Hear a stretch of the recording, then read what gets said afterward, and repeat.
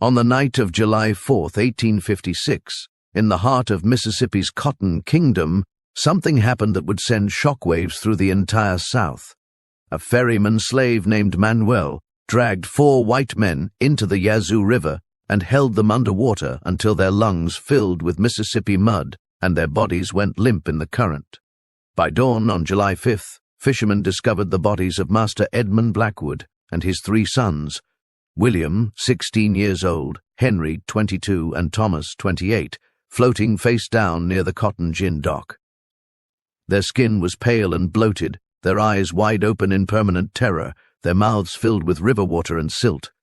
The entire Warren County would soon learn a truth that plantation owners had always feared. Some men would rather die free than live in chains, and some men knew exactly how to kill. But this story doesn't begin with death. It begins 6 weeks earlier, in the suffocating heat of a Mississippi summer, when Manuel still had hope, when he still believed his family might survive, when he didn't yet know that the Blackwood family would take everything from him, forcing him to become something he never wanted to be, a killer. Let me take you back to June of 1856, to Blackwood Plantation in Warren County, Mississippi, where 287 souls lived in bondage and 4 white men ruled with iron fists and burning brands. Summer 1856, the Cotton Kingdom of Mississippi. Blackwood Plantation sprawled across 4,000 acres of prime delta land, where the soil was so rich and black it looked like it had been mixed with midnight itself. Cotton plants stretched toward the horizon in every direction, their white bowls ready for harvest, representing a fortune that would never touch the hands that picked them. The plantation sat on the banks of the Yazoo River, that dark and winding serpent of water that connected the interior delta to the Mississippi River and the world beyond. The Yazoo was treacherous, full of hidden currents, sudden drops, whirlpools that could suck a man under in seconds, and depths that went down 40 feet in some places, black and cold even in summer. It was 1856, 9 years before the war that would tear the nation apart. The price of cotton had reached record highs. Mississippi was the wealthiest state in the Union, and Warren County was its crown jewel. Plantation owners built mansions that rivaled European palaces, threw parties that lasted for days, and spoke of slavery as a divine institution, ordained by God and justified by Scripture. In Vicksburg, just across the river, slave auctions happened every Tuesday and Friday. Families were separated on auction blocks, while buyers inspected teeth, checked muscles, and calculated profit margins. The newspapers advertised rewards for runaway slaves in the same columns as farm equipment and livestock, because that's what they were considered: property, investments, tools with heartbeats. Master Edmund Blackwood, 52 years old, owned Blackwood Plantation, and everything on it. He was a tall man, broad-shouldered, with silver hair and cold blue eyes that never showed mercy. He wore expensive suits from New Orleans, smoked Cuban cigars, and drank French wine.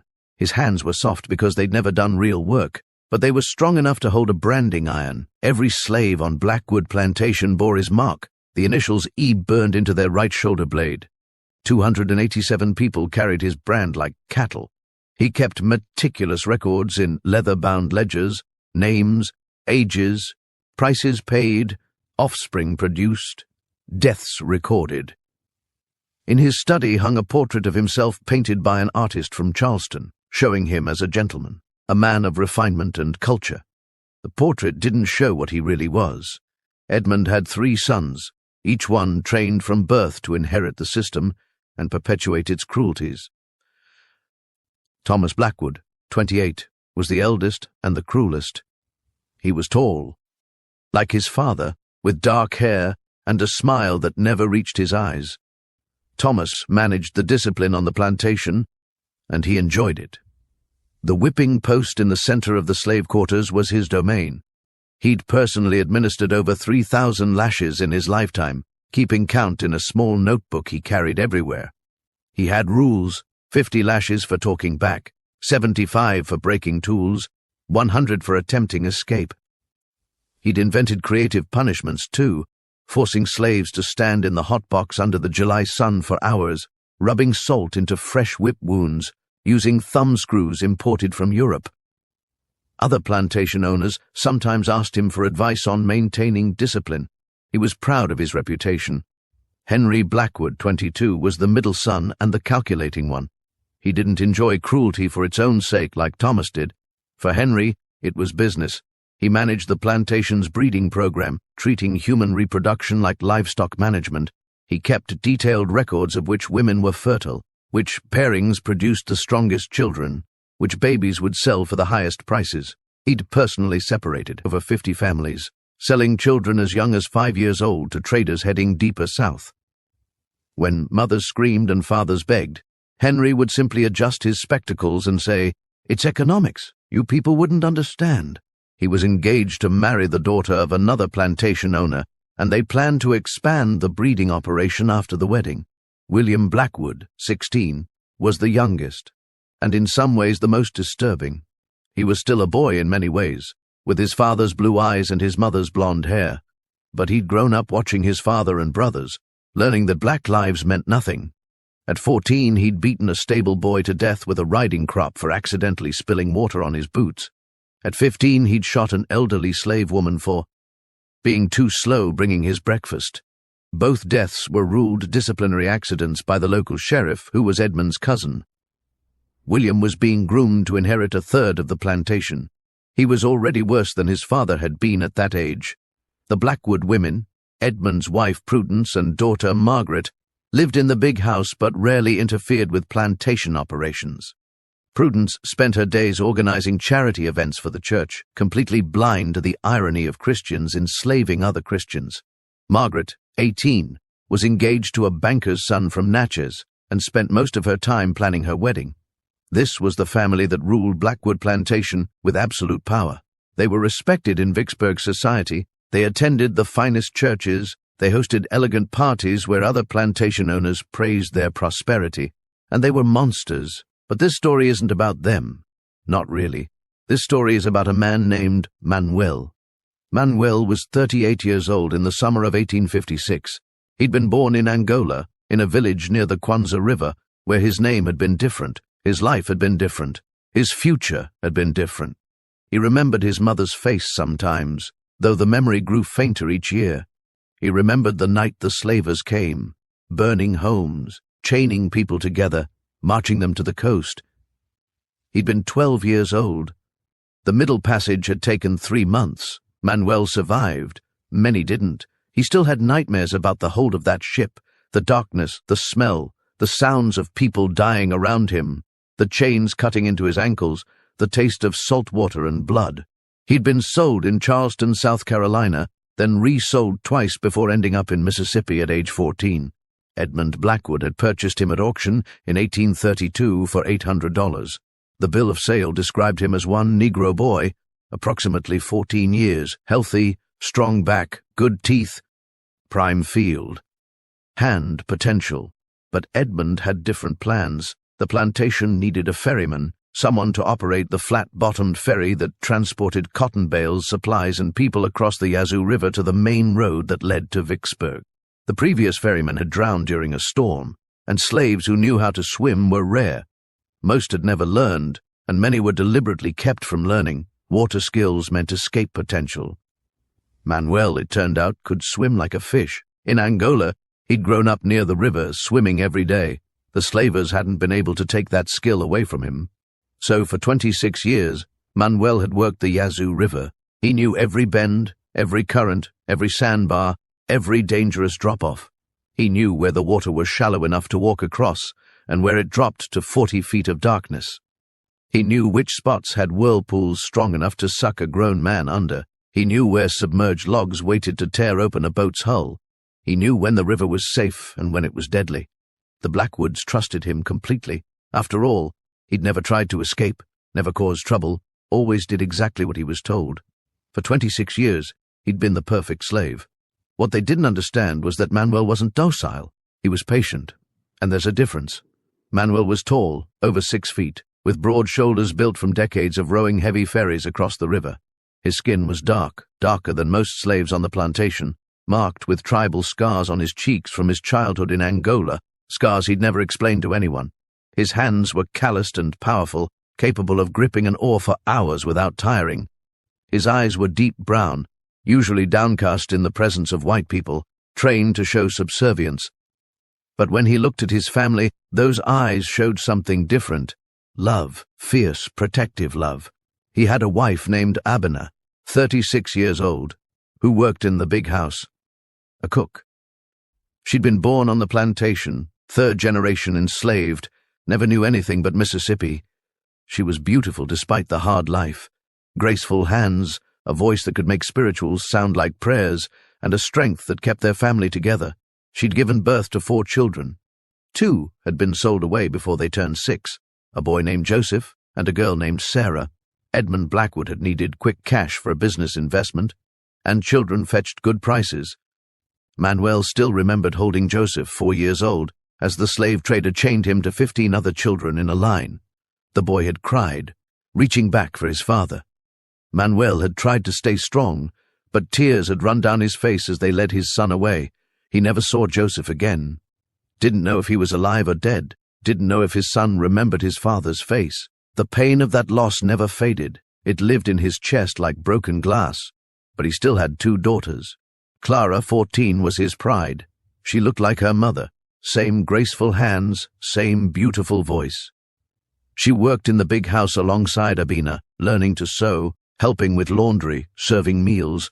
Clara was smart, clever enough to read a little. Manuel had secretly taught her using a Bible he'd found in the trash, its spine broken but words still legible. They'd practiced late at night in their cabin, risking severe punishment if caught. But Manuel wanted his daughter to have something the Blackwoods couldn't take away. Knowledge. Clara dreamed of freedom. She'd whisper to her father about the Underground Railroad, about the North Star, about Canada where black people could live free.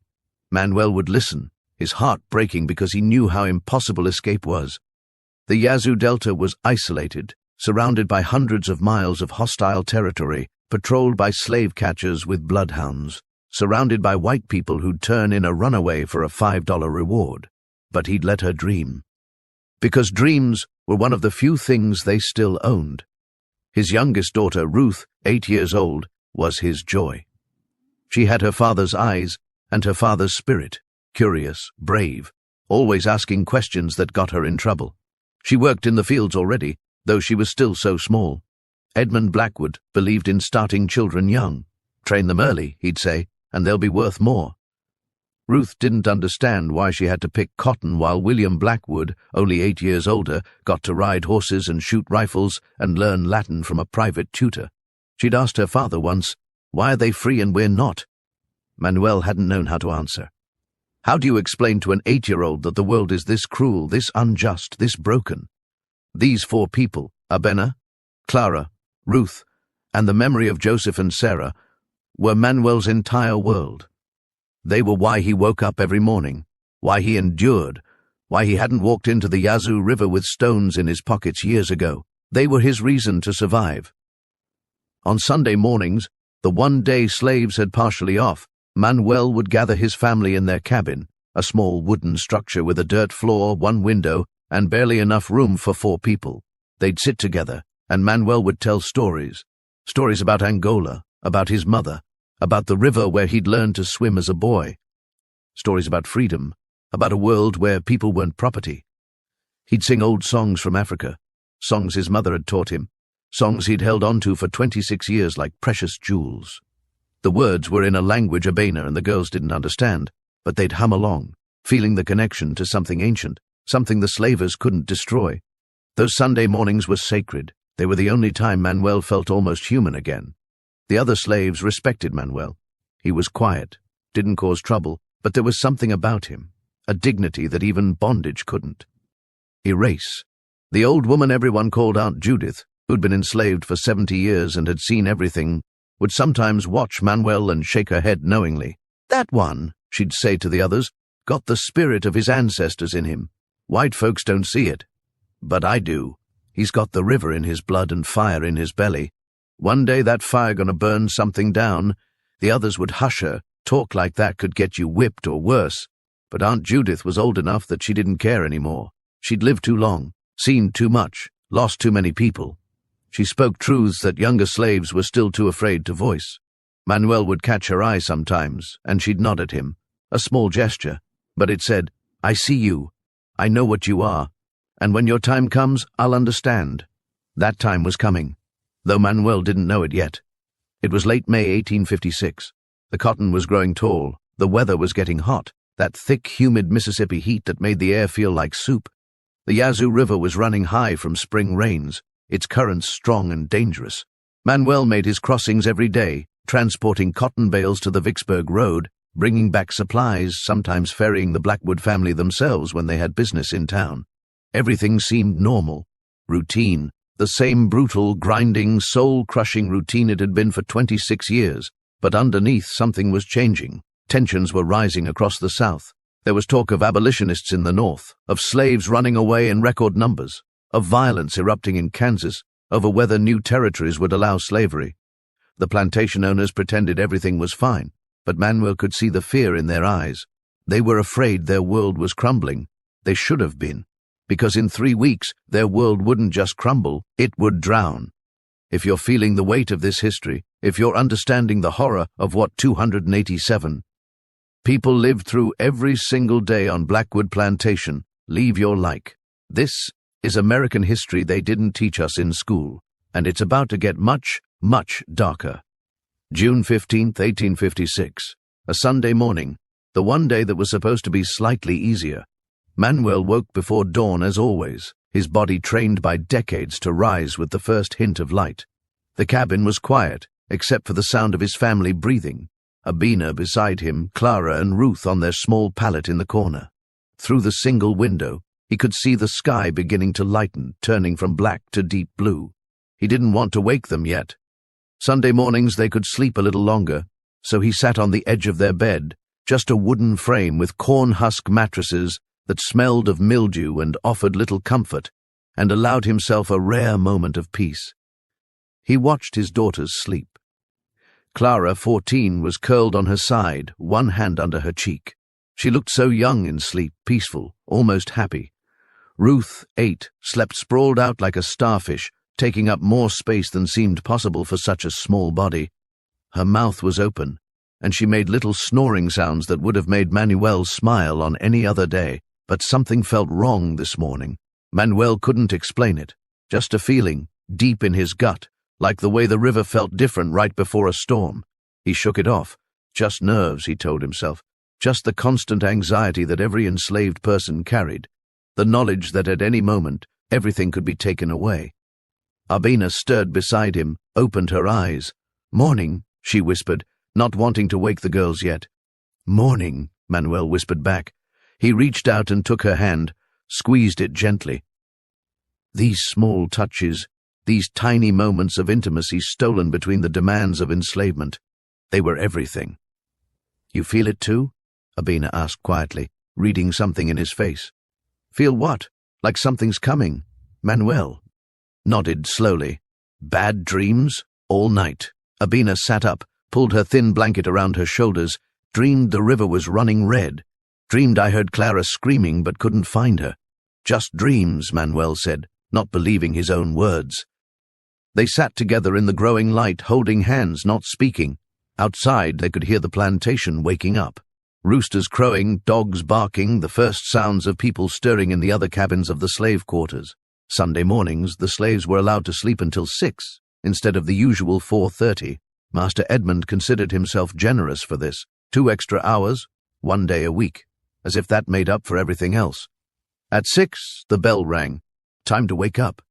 Clara and Ruth stirred, rubbed their eyes. "Morning, Papa," Ruth said sleepily, sitting up and yawning. "Morning, little one." Manuel smiled at her, trying to push away the uneasy feeling in his chest. They had a small breakfast, corn mush and a bit of salt pork, food that barely filled their stomachs but was all they were allowed. Then they washed using water from the bucket by the door, cold and slightly murky. Clara helped Ruth get dressed in her one good dress, the one reserved for Sundays. "Can we go down to the river after church?" Ruth asked her father.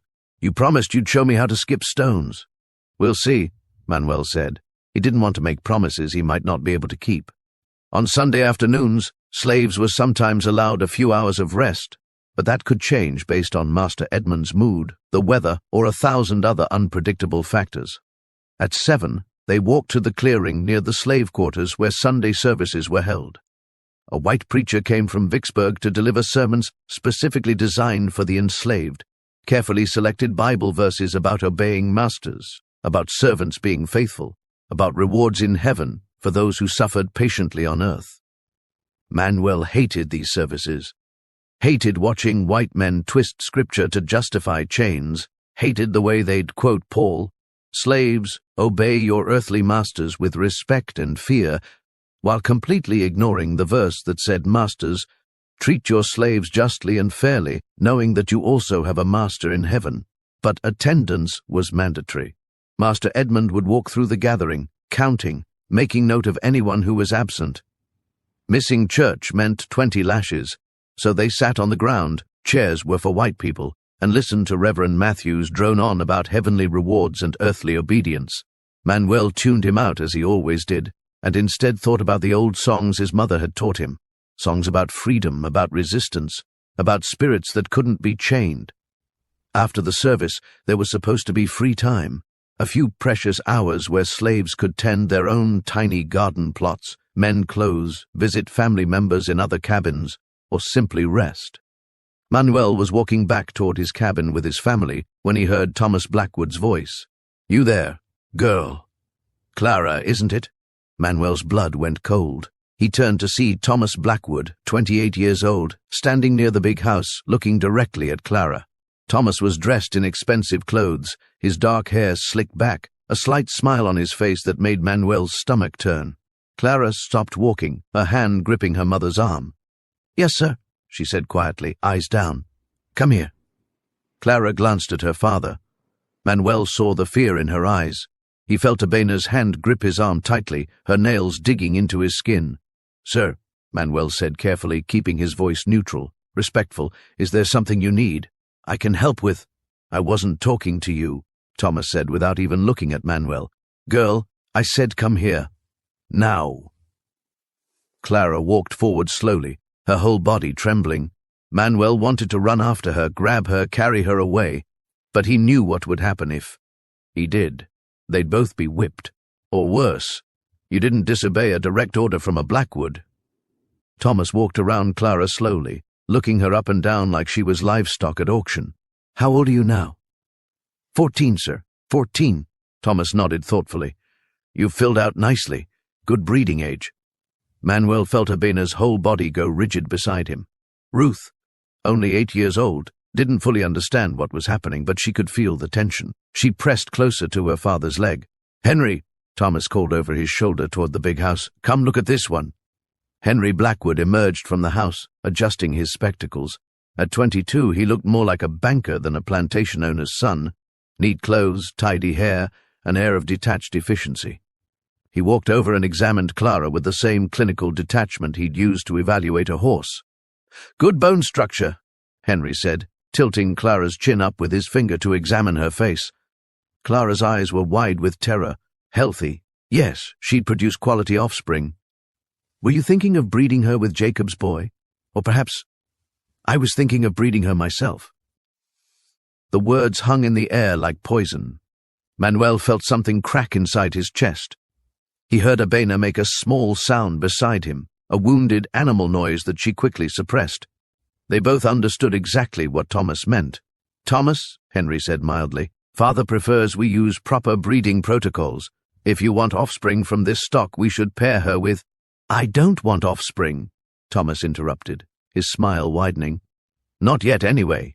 I want to test the merchandise first." Clara started to shake. Tears ran down her face, but she didn't make a sound. She'd been taught from birth not to cry in front of white people. Tears could be interpreted as defiance, as weakness, as anything that might earn punishment. Manuel stepped forward. He didn't even think about it. His body moved on its own, putting himself between Thomas and his daughter. "Sir," he said, voice steady despite the rage and terror coursing through him, "she's just a child, please. I'll work extra hours, Thomas's expression turned cold. "You're speaking to me, without permission. Sir, please." The blow came fast. Thomas struck Manuel across the face with the riding crop he always carried, leaving a bright red welt across his cheek. Manuel stumbled back but didn't fall. "You forget your place," Thomas said quietly. "That girl is not your daughter. She's property. My family's property. We can do whatever we want with her."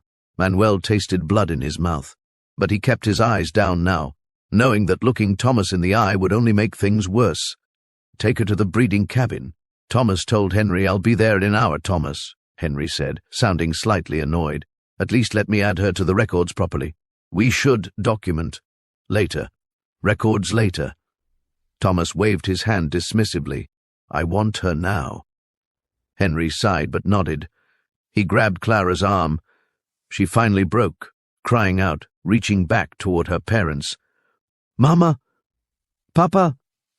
Abena lunged forward, but Manuel caught her, held her back. Because he knew if she attacked a Blackwood, they'd kill her on the spot. They'd hang her from a tree as an example. And then what would happen to Ruth? What would happen to him? So he held his wife while she struggled and sobbed, while their daughter was dragged away, while Thomas Blackwood smiled at their pain. Ruth was crying, clinging to her father's leg. "Papa? Papa, what's happening? Where are they taking Clara?" Manuel couldn't answer. He watched his daughter being pulled into the breeding cabin, a small structure near the big house where Henry conducted his scientific approach to slave reproduction. He knew what was in there. He'd seen it before. A single room with a cot, shackles bolted to the walls, a chair where Henry would sit and take notes while Thomas, he, couldn't think about it. If he thought about it, he'd lose his mind. Other slaves had gathered, watching in helpless horror. Aunt Judith stood near her cabin, tears running down her wrinkled face. She'd seen this happen dozens of times over her 70 years. It never got easier to watch. "Go back to your cabins," Edmund Blackwood's voice rang out. He'd come outside to see what the commotion was about, found it amusing. "Show's over, everyone back to work. Sunday rest is cancelled. You've got cotton to pick." The slaves dispersed silently. There was nothing they could do. Nothing any of them could do. Manuel stood there, still holding Abena, who had gone limp in his arms, her sobs shaking her entire body. Ruth clung to both of them, crying without understanding why. "Come," Manuel finally whispered. "Come inside." He led his family back to their cabin, closed the door. Abena collapsed onto their bed, curled into a ball, making sounds that didn't seem human. Ruth crawled next to her mother, trying to comfort her without understanding what comfort was needed. Manuel stood by the door, staring at nothing. His face where Thomas had struck him was swelling, painful, but he barely felt it. He was remembering the day Joseph was sold, his 4-year-old son torn from his arms, remembering the day Sarah was sold, watching her tiny hand reach back toward him as the trader's wagon disappeared down the road, remembering 26 years of humiliation, degradation, watching his people suffer and die while he did nothing, because what could he do? He was one man. They were powerful. They had laws, guns, courts, judges, jails, gallows. They owned everything, including him. But as he stood there, listening to his wife's anguished sobs, thinking about what was happening to Clara right now, something inside Manuel fundamentally changed. He'd spent 26 years being patient, being smart, being careful, surviving. But there are things worse than death, and watching. Your child be destroyed while you do nothing. That's one of them. Manuel walked slowly to the small, loose board in the corner of the cabin, the one he'd loosened years ago to create a hiding space. He reached inside and pulled out the only contraband he'd ever kept, a knife.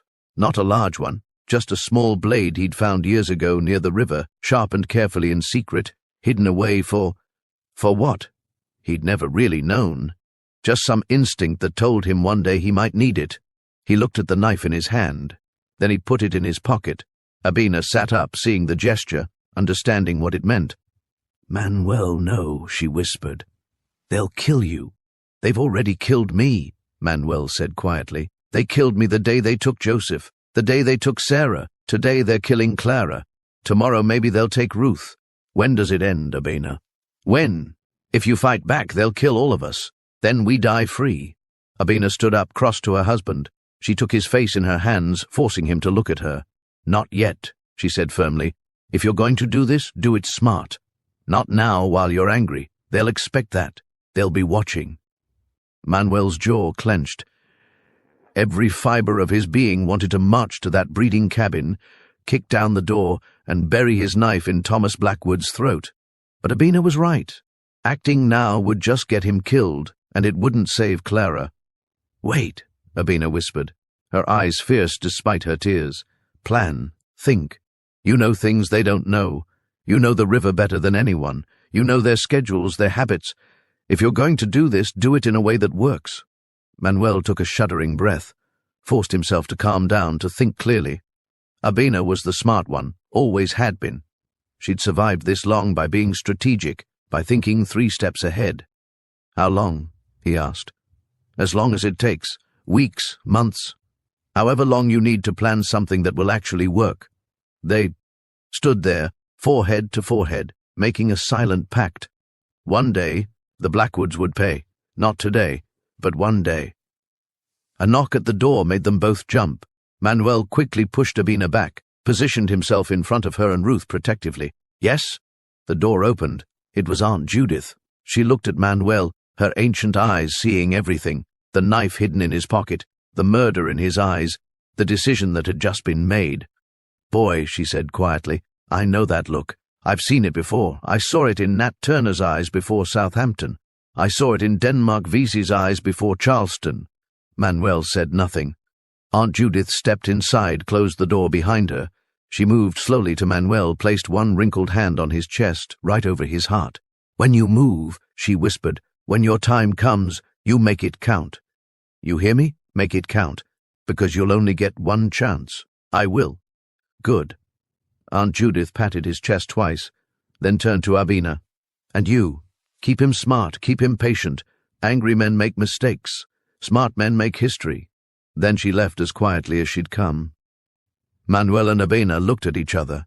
Ruth had finally cried herself to sleep on the bed, exhausted from emotions she was too young to understand. 3 hours later, Clara returned to the cabin, or what was left of Clara. She didn't speak, didn't cry, didn't seem to see anything. Her dress was torn, blood staining the fabric. She walked stiffly, painfully, her eyes vacant. Abina rushed to her, tried to hold her, but Clara flinched away from touch. She walked to the corner of the cabin, sat down with her back against the wall, and stared at nothing. Manuel had seen that look before. He'd seen it in slaves who'd been broken so thoroughly that there was nothing left inside. The body was alive, but the soul had fled somewhere safe, somewhere far away from the pain. For 3 days, Clara stayed like that.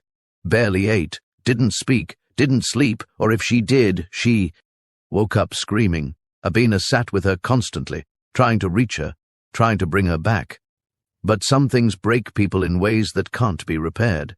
On June 18th, 3 days after Thomas Blackwood had raped her, 14-year-old Clara walked to the barn, found a rope, tied it to a rafter, and hanged herself. Ruth found her body. The 8-year-old had gone looking for her sister, wondering why Clara hadn't come to breakfast. She'd walked into the barn calling Clara's name, then looked up and saw. Ruth's screams brought everyone running. Manuel got there first, saw his daughter hanging from the rafter, her neck bent at an impossible angle, her eyes open and empty, her beautiful face purple and swollen. He cut her down, held her body, felt how cold she already was, how stiff. She'd been dead for hours, had done this during the night while everyone slept. Abina collapsed when she saw. Just completely collapsed, her legs giving out, her screams ripping through the air loud enough that people came running from the big house. Edmund Blackwood arrived, looked at Clara's body without emotion. "Well," he said, "that's unfortunate. How much did we pay for her mother? I'll have to adjust the ledgers for this loss." He looked at Thomas. "I told you to be more careful with the young ones. They're fragile. You break them, we lose money." Thomas shrugged. "There's plenty more where she came from." Edmund nodded. "True. Get rid of the body. Not the family cemetery, obviously. Just toss it in the mass grave with the others." "Actually," Thomas said, smiling slightly, "I think we should leave it out for a few days. Let the others see. Remind them what happens when they damage property. Suicide is theft. She stole herself from us." Edmund considered this, then nodded. "Good thinking. Yes, leave her out. Make an example." They walked away, discussing business matters, leaving Manuel holding his daughter's body while his wife screamed, and his youngest daughter cowered in the corner, traumatized beyond words. Other slaves came to help. They took Clara's body from Manuel's arms because he couldn't seem to let go. They tried to comfort Abina, but there was no comfort for this. Aunt Judith held Ruth, rocking her gently while the child stared at nothing, her mind trying to process images an 8-year-old should never see. For 2 days, Edmund Blackwood made good on Thomas's suggestion. Clara's body was left lying in the center of the slave quarters as an example. In the June heat, decomposition began quickly. The smell was unbearable. Flies swarmed, but no one was allowed to move her. "Let them see," Edmund told his overseer. "Let them understand that they don't own themselves. They don't even own their own deaths. Everything belongs to me." On the 3rd day, he finally allowed Clara to be buried. Not in a coffin. Enslaved people didn't get coffins, just wrapped in a thin sheet and dumped in a mass grave behind the quarters, the same pit where they threw dead livestock and slaves who'd worked themselves to death in the fields.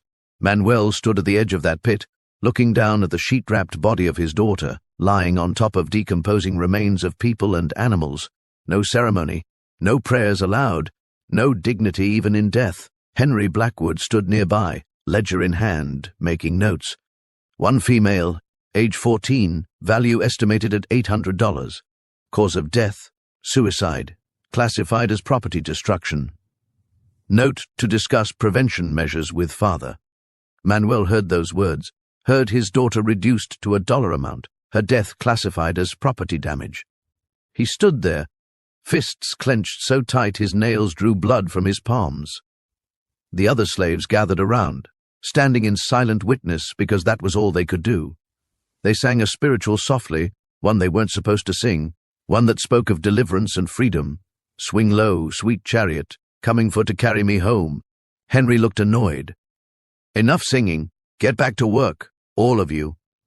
They dispersed slowly, each one touching Manuel's shoulder as they passed, a gesture of solidarity, of shared grief, of understanding that this could happen to any of their children at any moment. When everyone had gone, Manuel knelt at the edge of the pit. He reached down and placed his hand on the sheet that covered Clara's body. "I'm sorry," he whispered. "I'm sorry I couldn't protect you. I'm sorry I wasn't strong enough, brave enough. But I promise you this, my daughter. I promise you this on my blood, on my soul, on everything I am." He pulled the small knife from his pocket, drew it across his own palm, letting his blood drip down into the pit, onto Clara's shrouded body. "They will pay, every one of them. Thomas, who hurt you. Edmund, who allowed it. Henry, who treats us like animals. William, who's learning to be just like them. They will all pay in blood for what they did to you." He closed his fist around the cut, feeling the pain, using it to fuel his resolve. "You won't just be a number in a ledger. You won't just be forgotten property. Your death will mean something, because I'm going to make sure they remember. I'm going to make sure everyone remembers what they did to you." The blood continued to drip into the pit. "Rest now, Clara. Rest with your ancestors. And when my time comes, when I join you, I'll tell you how they screamed. I'll tell you how they begged. I'll tell you how they died." He stood up, wrapped his hand in a piece of cloth to hide the cut, walked back to his cabin where Abina sat rocking Ruth, both of them hollow-eyed and destroyed. That night, lying in the darkness with his shattered family, Manuel didn't sleep. He stared at the ceiling and began to plan. He thought about the Blackwood family, about their habits, their schedules, their vulnerabilities, about the fact that they trusted him implicitly after 26 years of perfect obedience. He thought about the river, the Yazoo River, that he knew better than anyone alive, the river with its dangerous currents, its hidden depths, its whirlpools that could pull a man down and never let him surface. He thought about a specific spot, about half a mile downriver from the plantation dock, a place where the current was treacherous, where the bottom dropped to 40 feet, where the water was so dark you couldn't see 6 inches below the surface, a place where several slaves had drowned over the years when they'd tried to cross during floods. He thought about the ferry he operated every day, the flat-bottomed boat 20 feet long that could carry 15 people or a ton of cotton, the ferry that the Blackwood family used whenever they crossed to Vicksburg. He thought about Independence Day, July 4th, less than 3 weeks away. Every year the entire Blackwood family went to Vicksburg for Independence Day celebrations. There would be speeches, parties, fireworks, They drink heavily, celebrate their freedom, their prosperity, their power. And late at night, drunk and happy, they demand that Manuel ferry them back across the river in the darkness. It had happened every July 4th for 26 years. It would happen again. But this year would be different. This year the Blackwood family would learn that freedom has a cost, and that cost would be paid in the dark waters of the Yazoo River. Manuel closed his eyes and began to calculate. He had 3 weeks, 3 weeks to prepare, 3 weeks to make sure that when his moment came, he wouldn't fail. For Clara, for Joseph and Sarah, for every slave who died on this plantation, for every child torn from their mother's arms, for every woman raped in the breeding cabin, for every man broken under the whip, justice was coming, and it would arrive with the patience of a man who'd waited 26 years and the fury of a father who'd lost everything. Pause for a moment. Feel the weight of what just happened. Feel the rage building inside Manuel, the same. Rage that burned in thousands of enslaved people across the South. If you understand why this man is about to become a killer, if you understand that sometimes the oppressed have no choice but to fight back, leave your like, and ask yourself, what would you do in his place? For 18 days, Manuel prepared. 18 days of careful planning, of studying details, of making sure that when the moment came, nothing would go wrong. During the day, he was the same Manuel he'd always been, quiet, obedient. He ferried cotton across the river. He said yes, sir, and no, sir. He kept his eyes down. He didn't complain when Thomas walked past him smiling, didn't react when Henry made notes in his ledger about potential breeding pairs. But at night, in the darkness of his cabin, with Urbina and Ruth sleeping fitfully beside him, Manuel's mind worked like a machine. First, the ferry itself. He needed it to fail at exactly the right moment, in exactly the right place. But it couldn't fail, obviously. Couldn't look like sabotage. It had to seem like an accident. During his daily maintenance of the ferry, something he'd done for 26 years, something no one supervised because they trusted him completely, Manuel began making small, invisible modifications. There were 6 ropes that secured the railings on the ferry. He frayed 3 of them carefully, using a rough stone to wear down the fibers in spots that wouldn't show. Not enough to break during normal use, but enough that they'd snap under unusual stress. Like if 4 grown men were all on one side, thrashing in panic. There were metal brackets that held the deckboards in place. He loosened 4 of them just slightly, enough that under the right pressure the boards would shift, making footing treacherous. The oars were secured in locks on the side of the ferry. He filed down the lock so they were barely holding. One good impact, and the oars would pop free, float away, leave them stranded. He did all of this over several days, little by little, during his normal maintenance routine. No one watched. No one cared. He was just the trusted ferryman, doing his job like always. Next, he studied the Blackwood family's habits more carefully than ever before. Edmund Blackwood, 52, would drink heavily on Independence Day. Manuel had ferried him back drunk every July 4th for years. The man could barely stand by the time they crossed the river at midnight. He'd be slow, uncoordinated, unable to react quickly. Thomas, 28, would also be drunk. He was a mean drunk, the kind who got louder and more aggressive. But alcohol made him sloppy. Manuel had seen him stumble, had seen his reflexes dulled. Henry, 22, drank less, but would still have several glasses of wine. He'd be impaired, his clinical precision compromised. William, 16, was young and cocky. He'd probably drink to prove himself a man. First time drunk, likely, which meant he'd be the most impaired of all. 4 drunk white men, in the middle of a dark river, with a ferryman they trusted completely. Manuel also studied the river itself with renewed intensity. Every day when he made crossings, he paid attention to things he'd never focused on before. The exact location where the current was strongest. The precise depth at different points. Where submerged logs lurked just below the surface. Where whirlpools formed. He found his spot. Half a mile downriver from the normal crossing point, there was a bend where the Yazoo narrowed slightly. The current there was vicious, especially at night when you couldn't see it. The water was 40 feet deep. The bottom was nothing but mud and silt. Bodies that sank there would be hard to recover. Several slaves had drowned there over the years. The white people knew it was dangerous and avoided that section. But if someone was drunk and it was dark and their trusted ferryman steered them there by accident, Manuel swam there one night after midnight when everyone was asleep. swam down into that dark water to feel it, to understand it. The current grabbed him immediately, tried to pull him under. Even Manuel, who'd been swimming since childhood, who knew this river better than anyone, struggled against it. Perfect. He also prepared equipment. He couldn't carry weapons openly. Enslaved people caught with weapons were killed immediately. But he could hide things. He took a cotton bale hook from the equipment shed, a large metal hook on a wooden handle, used for moving cotton bales. He chipped off the wooden handle so only 6 inches remained, making it easier to conceal. The hook itself was razor sharp, designed to pierce thick canvas bags. It would go through flesh easily. He wrapped the hook in oilcloth and secured it to the underside of the ferry with rope, in a spot where it would stay dry and hidden, but where he could reach it quickly if needed. He also prepared lengths of chain. There were always chains around the plantation. They were used for everything from securing cotton bales to shackling slaves. Manuel took 3 lengths of chain, each about 6 feet long, and weighted them with rocks. He sank these in the river at his chosen spot, marking the location with notches on a nearby tree that only he would recognize. If any of the Blackwoods survived the initial capsizing, if any of them could swim, Manuel had backup plans. The hook for cutting, the chains for weighing down bodies, his own powerful hands trained by 26 years of hard labor, he left nothing to chance. At night he rehearsed mentally, played through every possible scenario. What if Edmund didn't drink as much as usual? Manuel would wait, pick another night. He had time. What if only 3 of them came instead of all 4? Manuel would take whoever came. 3 was better than none.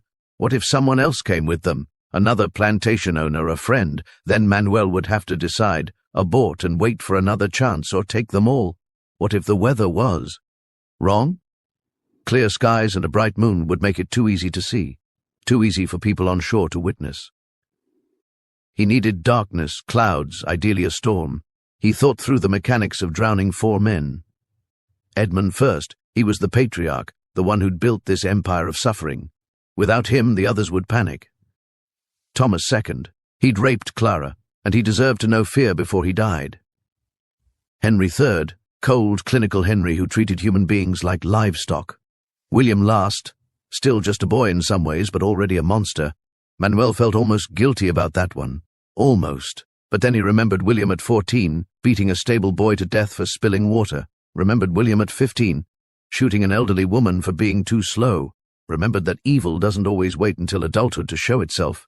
No mercy. Clara had received none. His daughter had been 14 years old, and they'd shown her no mercy. So he would show them none. Abena watched her husband during those 18 days and said nothing.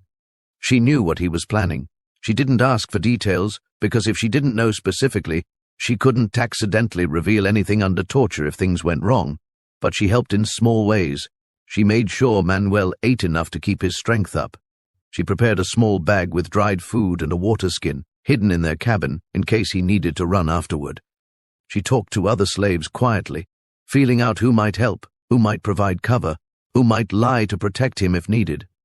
Aunt Judith came to visit on June 25th. She sat with Manuel outside his cabin, both of them shelling peas as if having a normal conversation. "Independence Day coming soon," she said quietly. "Yes. Blackwood family always goes to Vicksburg that day. Yes. River gonna be hungry that night." Manuel's hands paused for just a moment. He looked at Aunt Judith. Her 70-year-old eyes held a lifetime of sorrow and a spark of something. "That might have been hope. You know," he said. "Not a question. I know." She nodded slowly. "And I'll tell you something else. Half the folks in these quarters know. Maybe more." Manuel's heart raced. "Will they tell?" Aunt Judith actually laughed, a dry, bitter sound. "Boy, who you think we're going to tell? Master Blackwood that his trusted ferryman going to kill him? Even if we hated you, which we don't. Even if we wanted to stop you, which we don't. We all learned a long time ago, sometimes the only justice we get is the justice we take." She went back to shelling peas, her weathered hands working automatically. "There's 15 folks going to be working late in the fields that night. Just happens to be that way. Nowhere near the river. Perfect alibis if anyone asks. Judith, and there's 20 more going to be at a prayer meeting in the quarters, singing loud, real loud. Loud enough that if there's any sounds from the river, ain't nobody going to hear." Manuel felt his throat tighten. "Thank you. Don't thank me. Just do what needs doing. And if you make it out alive, you run. You run north and you don't look back. Abina and Ruth, they gonna say you disappeared. Ran off. Nobody knows where. We'll all swear to it. And if I don't make it out, Aunt Judith looked at him steadily, then you die free, and that's more than most of us ever get. She finished shelling her peas, stood up slowly, bones creaking.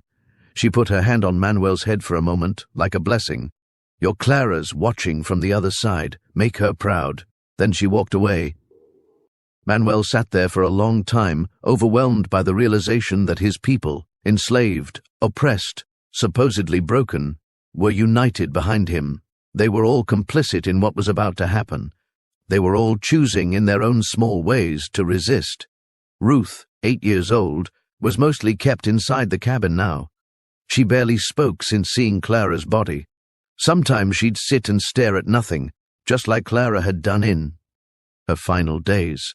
Abena tried to reach her, tried to bring her back, but grief had stolen their youngest daughter's voice. Manuel would sit with Ruth in the evenings, hold her small hand, sing the old songs from Angola. Ruth wouldn't respond, but sometimes she'd lean against him, and that was enough. "Baby girl," he'd whisper, "Papa's gonna make things right. Maybe not perfect, but right. You understand?" Ruth never answered, but once, just once, she squeezed his hand. On July 3rd, the day before Independence Day, Manuel performed a private ritual. He went to Clara's grave alone, late at night when everyone was sleeping. The mass burial pit was unmarked, but he knew where she was. He could feel her there. He knelt in the dirt, pulled out the small knife he always carried now, cut his palm again, let his blood drip onto the ground. "Tomorrow," he whispered. "Tomorrow they pay, daughter. Thomas who hurt you, Edmund who called you property, Henry who treated you like livestock, William who's learning to be just like them, all of them." He reached into his pocket and pulled out something he'd been carrying for 18 days, a small lock of Clara's hair that he'd cut before they buried her. He buried it now in the ground, his blood mixing with the earth above her grave. "I give you this promise in blood. By this time tomorrow night, the men who killed you will be dead. The river will take them like it's taken so many of us, but this time the river will take them." He performed a ritual his mother had taught him when he was a boy in Angola, before the slavers came. A ritual for calling on ancestors, for asking them to guide a warrior's hand in battle. He drew symbols in the dirt with his bloody finger, symbols that meant justice, vengeance, protection. He sang one of the old songs very quietly, in a language that hadn't been spoken on this plantation in decades, a language the Blackwoods had tried to beat out of their slaves, but that Manuel had kept alive in the secret. Places of his heart. When he finished, he felt different, lighter somehow, as if his ancestors were there with him, invisible but present, as if Clara's spirit was reaching down from wherever she was, giving him her blessing. He returned to his cabin. Abena was awake, waiting. "Tomorrow?" she asked. "Tomorrow." She nodded. They didn't speak for a long time, just held each other in the darkness. When it's done, Abena finally whispered, "What happens to us? To me and Ruth? You'll be okay. Aunt Judith and the others will protect you. You'll say I ran off, disappeared, you don't know where.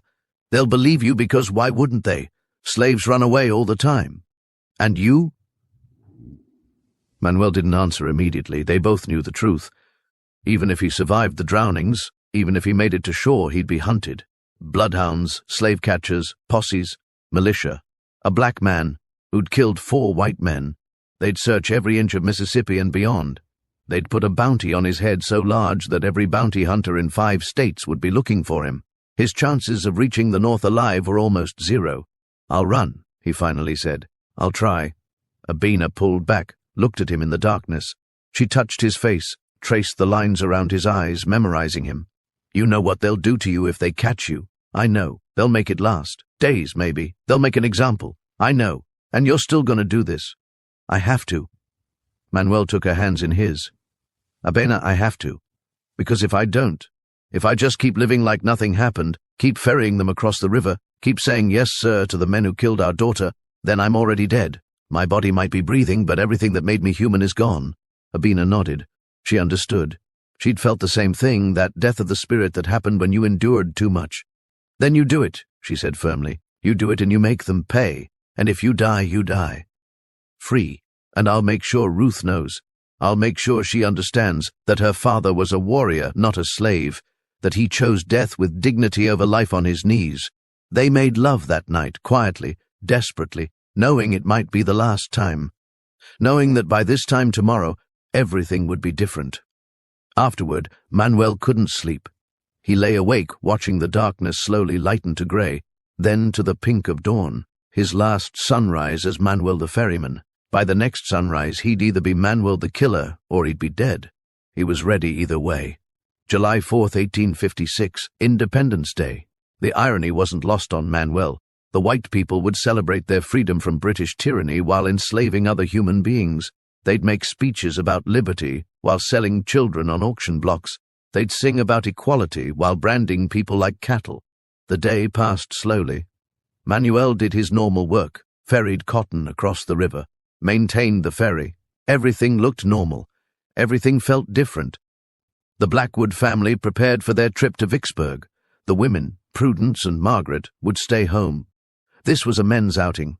Edmund, Thomas, Henry, and William would go together, spend the day in town, come back late. At noon, Manuel ferried them across to where their carriage waited on the Vicksburg road. Edmund was in good spirits. "Beautiful day, isn't it, boy?" "Yes, sir," Manuel said, eyes down. Thomas was smiling, that cruel smile he always had. He'd been in especially good spirits lately, ever since Clara. He didn't see her death as tragic. He saw it as a minor inconvenience. There were plenty more young girls on the plantation. Henry was reading a book, even in the carriage, always studying, always learning. He was planning to modernize the breeding program, had ordered new equipment from Europe. William was excited, practically bouncing. At 16, this was one of his first adult outings. He had a new pistol his father had given him, and he kept checking it, making sure it was loaded.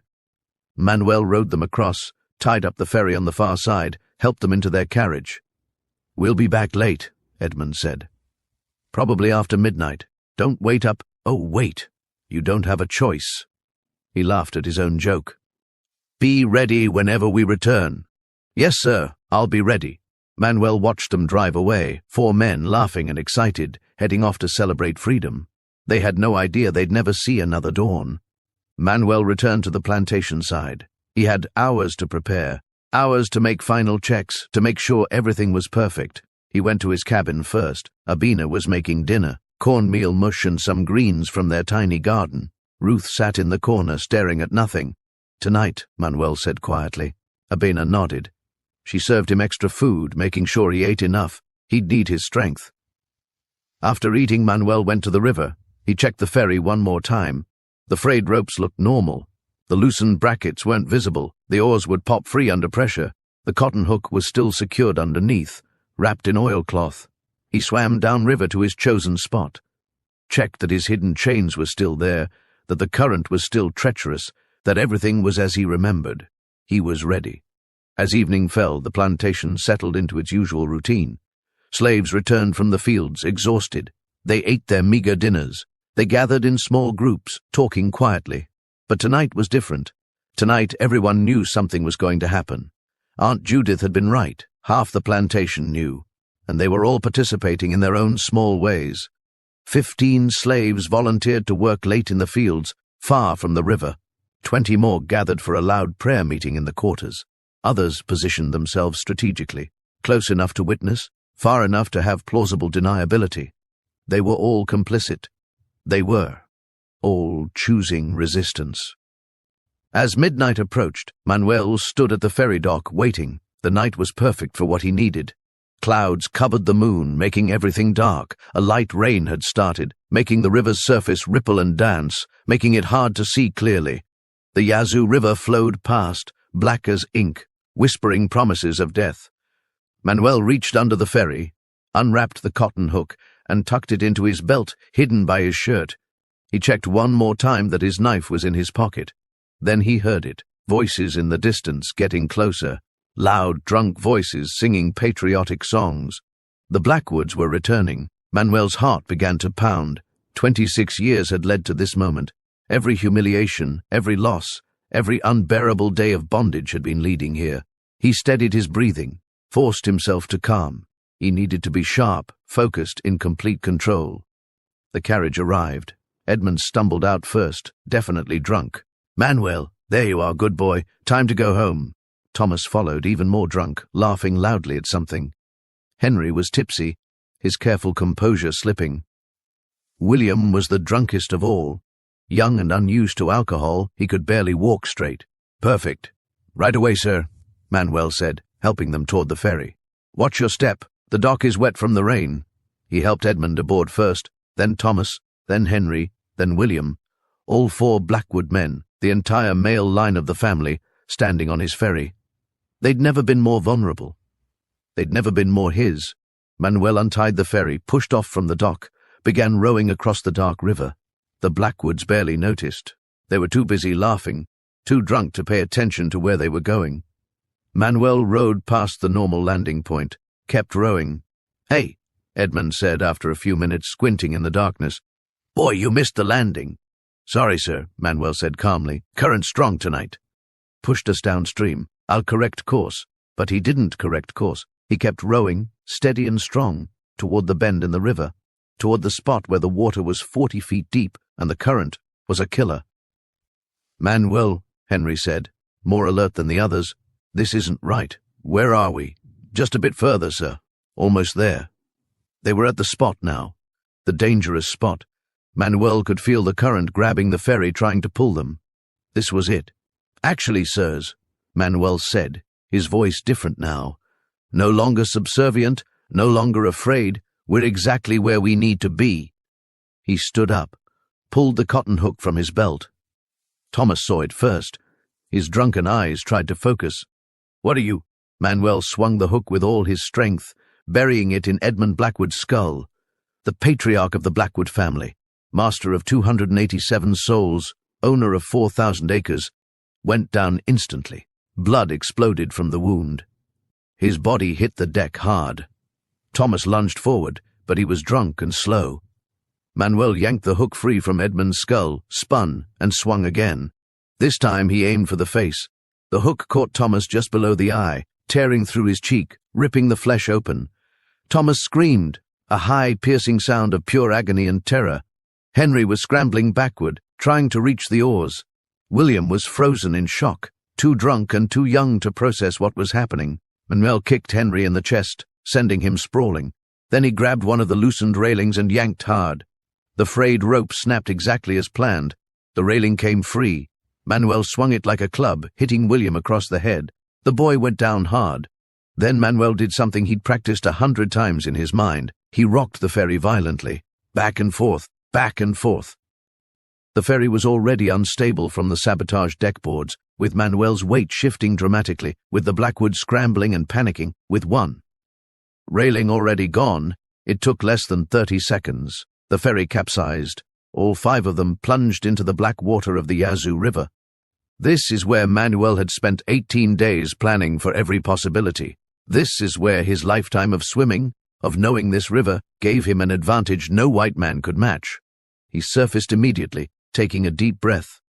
Around him, the Blackwoods were thrashing, screaming, drowning. Edmund was already sinking, unconscious from the head wound, blood pouring into the water. Manuel watched him go down into the darkness and felt nothing but satisfaction.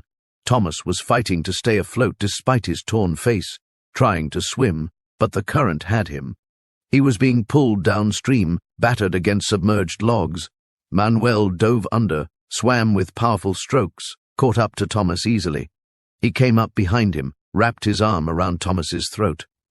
"This is for Clara," Manuel whispered in his ear. Then he pulled Thomas underwater. Thomas fought. God, he fought hard, thrashed and kicked and clawed. His fingernails raked Manuel's arms, drawing blood. But Manuel held on with the strength of a man who'd rowed boats for 26 years, who'd picked cotton under the burning sun, whose muscles were iron and whose grip was unbreakable. Manuel counted in his head. 10 seconds, 20, 30. He could feel Thomas weakening. 40 seconds, 50. The thrashing was getting slower. 60 seconds. Thomas's body went limp, but Manuel didn't let go. He knew about drowning reflexes, about how the body could seem dead but still revive, so he kept Thomas underwater, kept counting. 90 seconds, 120, 150, 200. When he finally let go, Thomas Blackwood, rapist, sadist, murderer of hundreds through whip and noose, sank into the Yazoo River like a stone. 2 down. Manuel surfaced, gasped for air. His lungs were burning, but there was no time to rest. Where were Henry and William? He spotted them. William was clinging to a piece of the capsized ferry, trying to stay afloat. Henry was trying to swim to shore, making slow progress against the current. Manuel dove again, swam toward the spot where he'd hidden the chains, found them by touch in the dark water, grabbed one length of chain, the one weighted with stones. He surfaced near William. The boy saw him coming, screamed, tried to paddle away. "Please," William begged. "Please, I never hurt you. Please, you shot an old woman," Manuel said coldly. "She was 70 years old. You shot her because she was slow bringing your breakfast." I'm sorry. I was young. I didn't." "You were 15. Old enough to know murder is wrong. Old enough to choose." Manuel wrapped the chain around William's waist, clinching it tight. The boy struggled, tried to fight, but he was 16, drunk and terrified. Manuel was a grown man with nothing to lose. He secured the chain with a knot his mother had taught him back in Angola, a knot that wouldn't come undone no matter how hard you pulled. Then he released the piece of ferry William had been clinging to. The weight of the stones pulled William down immediately. He had just enough time to take one last breath, to scream one last time, before he went under. Manuel dove down with him, following his descent. 10 feet, 20 feet, 30 feet. Down in the cold darkness where no light reached, where William Blackwood's last moments would be spent in absolute terror. Manuel watched until the boy stopped moving, watched until the last bubbles stopped rising from his mouth, watched until he was absolutely sure the youngest Blackwood was dead. Then he swam back up, his lungs screaming for air. 3 down, 1 to go. Henry had made it closer to shore but was tiring. The alcohol, the cold water, the current, it was all working against him. Manuel could have let the river take him naturally. Henry probably wouldn't make it to shore anyway, but that wasn't enough. This one needed to know. This one needed to understand exactly why he was dying. Manuel swam toward Henry with long, powerful strokes. Henry heard him coming, tried to swim faster, but he was exhausted. "No," Henry gasped. "Please, I have money. I'll free you. I'll free everyone. Manuel grabbed Henry's ankle, yanked him backward. Henry went under, came up sputtering. "You treated us like livestock," Manuel said, treading water easily while Henry struggled. "You kept breeding records. You separated 50 families. You sold babies. It was business," Henry screamed. "Just business. I'll stop. I swear I'll—" "My daughter Clara," Manuel interrupted. "Do you even remember her? 14 years old. Thomas raped her. She hanged herself. Do you remember?" Henry's face showed he didn't. Clara had been just one of dozens of girls who'd gone through the breeding cabin. He didn't remember their names, their faces. They were just entries in his ledger. "No," Manuel said quietly, "you don't remember. That's why you have to die." He pulled Henry under, held him down. Henry fought harder than Thomas had, fueled by pure terror. His arms and legs churned the water. His fingernails drew blood from Manuel's face. He tried to gouge Manuel's eyes, tried to kick him in the groin, tried everything. But Manuel had drowned 3 men already tonight. His arms were tired, his lungs were burning, but his will was unbreakable. He held Henry under, counted to 300, then 300 more just to be sure. When he finally let go, Henry Blackwood sank into the darkness to join his father and brothers. 4 men dead. The entire male line of the Blackwood family erased in less than 40 minutes. Manuel floated there in the dark river, gasping for air. Rain fell on his face. Around him, bodies drifted in the current. Edmund, Thomas, Henry, William, all dead. All gone. He'd done it. He'd actually done it. For a moment, Manuel felt nothing, just exhaustion. Then, slowly, feeling returned. Grief, for Clara, for all the dead, for the life he could have had if he'd been born free. Relief, that it was over, that they could never hurt anyone again, and something else, something he hadn't expected, peace. He swam to shore slowly, his muscles screaming, pulled himself onto the muddy bank, lay there for a long time, just breathing. Somewhere upstream he heard voices. Someone had heard the screams, the splashing. They'd be coming soon. Manuel stood up. He was covered in mud and blood. His clothes were torn. Scratches covered his arms and face where the Blackwoods had fought back. He looked at the river one last time. 4 bodies were out there somewhere, floating downstream, battered and drowned. By morning they'd wash up on a sandbar or get caught in the reeds. By morning everyone would know what happened. But Manuel wasn't worried about morning. He had tonight, a few hours of darkness to run, to put distance between himself and the plantation. He walked into the woods, heading north, toward the Underground Railroad, toward freedom, toward a future that might not exist, but he'd try for anyway. Behind him, the Yazoo River flowed on, indifferent to the bodies it carried. It had taken so many enslaved people over the years, people who'd drowned trying to escape, people who'd been thrown in as punishment, people who'd chosen the river over the whip. Tonight, the river had taken 4 white men instead, and Manuel walked into the darkness, leaving behind 26 years of bondage and carrying with him the weight of 4 deaths and the faint, fragile hope of freedom. If you're feeling the intensity of this moment, if you understand that this wasn't just murder but justice delivered by a man with no other options, leave your like. The story isn't over. We still need to see what happened next. Continue to discover the consequences, the manhunt, and Manuel's ultimate fate. Dawn came slowly on July 5th, 1856. The rain had stopped during the night, leaving. Everything wet and grey, mist rose from the Yazoo River like ghosts. Jacob Turner, a neighboring plantation owner, was the first to discover something was wrong. He'd arranged to meet Edmund Blackwood at 7 in the morning to discuss a cotton sale. When Edmund didn't show up, highly unusual for the punctual businessman, Jacob rode over to Blackwood Plantation to investigate. He found the big house strangely quiet. Knocked on the door. No answer. Walked around back, saw slaves working in the fields but moving slowly, quietly, as if something heavy hung in the air. "You there!" Jacob called to a field hand. "Where's Master Blackwood?"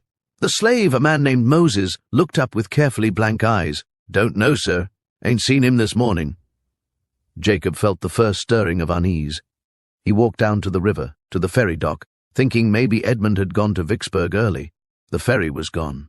That was normal. Manuel must be on the other side.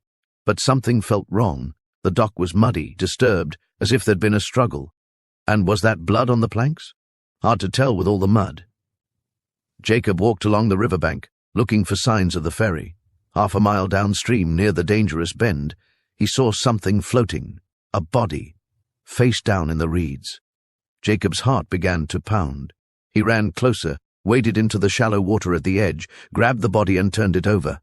Edmund Blackwood. Eyes wide open, skin pale and bloated, a massive wound in his skull where something had split it open. His mouth was full of mud and river water. Jacob Turner stumbled backward, slipped in the mud, fell, scrambled to his feet, heart racing. His eyes scanned the river frantically. There, another body, caught on a submerged log, and there, another face down in the cattails, and there, a 4th, smaller, younger. Thomas, Henry, William, all dead, all drowned, all showing signs of violence. Jacob ran back to his horse, galloped toward Vicksburg faster than he'd ever ridden in his life, his mind reeling with horror and a growing, terrible understanding. The slaves had risen up. It was finally happening. The nightmare every plantation owner feared, a slave rebellion, an uprising, the thing they whispered about in the dark, the thing they secretly dreaded despite all their speeches about the contented Negro and divine institution of slavery. If it happened here, it could happen anywhere. It could happen to them. By 9 in the morning, Vicksburg was in absolute chaos. Church bells rang urgently, summoning everyone to the town square. Sheriff William Johnson tried to maintain order as panic spread like wildfire. "Quiet! Everyone quiet!" the sheriff shouted. "We need to establish facts before we panic." But the facts, as they emerged, only increased the terror. Edmund Blackwood and his 3 sons murdered. Bodies found in the river, ferry capsized. The slave ferryman Manuel missing. "It's an uprising," someone shouted. "They're killing us in our beds. We need to form a posse," another voice. "Hunt down every runaway before this spreads. My plantation could be next. My family could be—" Quiet! Sheriff Johnson fired his pistol into the air. The crowd fell silent. We will handle this in an orderly fashion. Judge Pemberton, you're the senior magistrate. What do we do? Judge Augustus Pemberton, 65 years old, had been a plantation owner for 40 years. He'd seen slave rebellions before, small ones mostly. He knew how to respond. First, he said in a voice that carried authority, we secure all plantations in the county. Every plantation owner goes home immediately with armed men. Lock down your slaves. Anyone who looks suspicious, chain them. Anyone who runs, shoot them. No exceptions. Men in the crowd nodded, already moving toward their horses. Second, Pemberton continued, we form multiple posses. Armed men, bloodhounds, experienced slave catchers. We find this Manuel and we bring him back. Dead or alive. Preferably alive so we can make an example. How much is the reward? Called out Marcus Doyle, a professional slave catcher who happened to be in Vicksburg that morning. $5,000, Pemberton said immediately. It was a fortune, more than most men made in 5 years, and that's just the official bounty. I imagine Blackwood's widow will add more, $5,000, the crowd murmured with excitement and greed. Every bounty hunter, slave catcher, and opportunist in 5 states would be looking for Manuel now. Third, Pemberton said, his voice harder, we send word to every plantation in Mississippi, Louisiana, and Arkansas. They need to know what happened here. They need to increase security. We cannot allow this to spread. What about the other slaves on Blackwood Plantation? Someone asked. They must have known. They must have helped. We'll question them, Sheriff Johnson said. Thoroughly. By noon, 5 separate posses had formed, totaling over 200 armed white men. They had bloodhounds from 3 different kennels. They had professional slave catchers who knew every trick runaways used. They had weapons, horses, and fury. They also had permission to kill any black person who ran or looked suspicious. This wasn't stated officially, but everyone understood. The manhunt for Manuel had begun. Back at Blackwood Plantation, the interrogations started immediately. Sheriff Johnson and 10 armed deputies descended on the slave quarters at mid-morning. They lined up every slave, 287 people, men, women, and children, in the yard under the burning sun. Abina stood with Ruth clutched against her side. Ruth was shaking, terrified by all the white men with guns. Abina kept her face carefully neutral, showing nothing. Where is Manuel? Sheriff Johnson walked down the line of slaves, looking each one in the eye. His wife, where is she? Aunt Judith, standing nearby, pointed at Abina with a gnarled finger. That's her there, sir, the sheriff. Walked to Abina, looked her up and down. Your husband murdered 4 white men last night. Where is he? I don't know, sir, Abina said quietly, eyes down. You don't know? No, sir. He left after ferrying the masters across the river. He didn't come back. And you didn't think that was strange? Sometimes he sleeps by the river, sir, when he works late. I thought... She let her voice trail off, as if confused and frightened. The sheriff studied her face, looking for signs of deception. But Abina had been enslaved for 36 years. She'd learned how to hide every thought, every emotion, how to show only what white people expected to see. Where would he run? The sheriff demanded. North. Does he have contacts with the Underground Railroad? I don't know, sir. He never talked about running, never talked about freedom or nothing like that. He was always obedient, always... The sheriff slapped her. Hard. Abina's head snapped to the side, blood appearing at her lip. Ruth screamed and tried to run to her mother, but a deputy grabbed the child, held her back. Don't lie to me, Johnson said quietly. Your husband planned this. Multiple murders, capsizing the ferry in a specific dangerous location. This took planning. You knew about it. No, sir, I didn't know nothing. Another slap, harder this time. Abina stumbled but stayed on her feet. Mama! Ruth screamed, struggling against the deputy holding her. Don't hurt my mama! The sheriff looked at Ruth, then back at Abina. A cruel smile crossed his face. You won't talk? Fine. Let's see if your daughter has anything to say. He walked toward Ruth. The little girl tried to back away, but the deputy held her firmly. Leave her alone, Abina cried out, forgetting to be deferential, letting real emotion show. She's 8 years old. She doesn't know anything. Then tell me what you know. Now.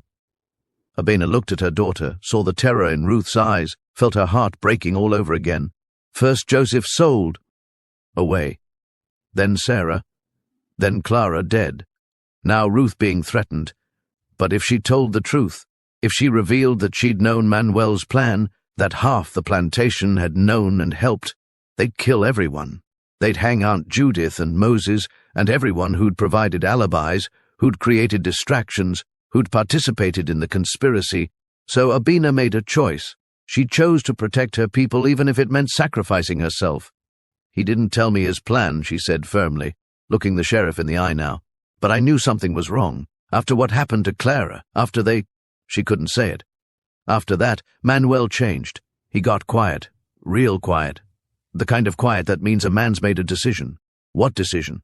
I think he decided to run. I think he decided last night was his chance. Maybe he saw the masters drunk, thought he could make it look like an accident and get away. It was a lie, but it was a believable lie. The kind of story that made sense to white people who thought enslaved people were simple, impulsive, not capable of complex planning. So he acted alone? Yes, sir. None of us knew what he was planning. We're all shocked. We're all scared.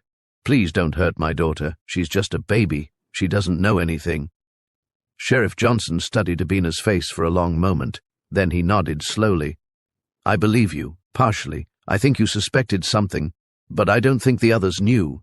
He looked at the crowd of slaves. "But you're all going to be punished anyway, because 4 white men are dead and someone has to pay." He turned to his deputies. 20 lashes each. Everyone over age 12. Do it now. I want them to understand what happens when one of them steps out of line. The slaves didn't react visibly. They'd learned long ago not to show emotion when punishment was announced. But inside, hearts sank. 20 lashes for something they didn't do, for a crime one man committed, but not one of them regretted helping Manuel. Not one of them wished they'd stopped him. They were whipped in groups, tied to trees and posts throughout the yard. The sound of leather striking flesh echoed across the plantation for hours. Some passed out from the pain. Others bit their lips bloody to avoid screaming. Abena received her 20 lashes and didn't make a sound. She thought about Manuel, wondered if he'd gotten far, prayed he was still alive and moving north. Ruth was spared because of her age, but she had to watch her mother being whipped. The 8-year-old stood silent, tears streaming down her face, watching the blood run down Abina's back, learning yet another lesson about what it meant to be enslaved. By evening, the questioning was done. The whippings were done. The plantation was locked down tight, guards posted, slaves confined to quarters, no one allowed to move without permission. Sheriff Johnson rode back to Vicksburg to coordinate the manhunt. As he left, he looked back at the slave quarters, at the 287 people who'd been bloodied and terrorized today. But what he didn't see, what he couldn't see, was the look in their eyes when the white people weren't watching. That night, in the darkness of their cabins, the slaves whispered to each other. He did it. He actually killed them, all 4, the whole bloodline, gone, drowned in the river. Manuel the ferryman, Manuel the warrior. Did you see their faces, the white folks? They're scared. Good. Let them be scared. Let them know we're not just property. Let them know some of us fight back. And in their cabin, Abena held Ruth close, her back screaming with pain from the whip, and whispered to her daughter, "Your papa is a hero. Never forget that. Whatever happens to him, whatever they do to him if they catch him, he died free. He chose his own fate. That's more than most of us ever get." Ruth nodded against her mother's chest. She didn't fully understand everything that had happened, but she understood that her father had. Fought back against the men who killed Clara. And that made him brave. That made him a hero. Manuel, meanwhile, was 15 miles north of the plantation, moving through dense woods as fast as his exhausted body could manage. He'd run all night, navigating by the North Star when clouds allowed him to see it, pushing through underbrush and across streams, putting distance between himself and the inevitable pursuit. His clothes were still damp from the river. Scratches covered his arms and face. His muscles ached from the fighting, from the swimming, from the drowning of 4 men. But he didn't stop. He knew what was coming. Bloodhounds, slave catchers, posses, a manhunt like Mississippi had never seen.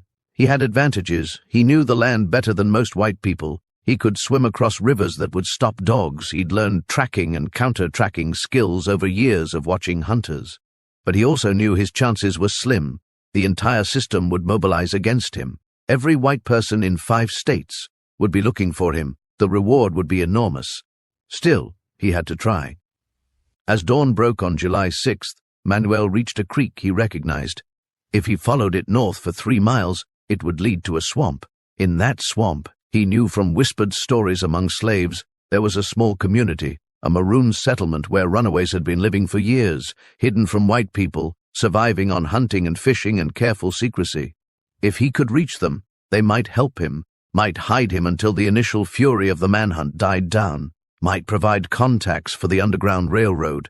It was a slim hope, but it was hope. He waded into the creek, walking upstream to break his scent trail from the bloodhounds he knew were coming. The water was cold, numbing his feet, but it would help. Dogs couldn't track through running water.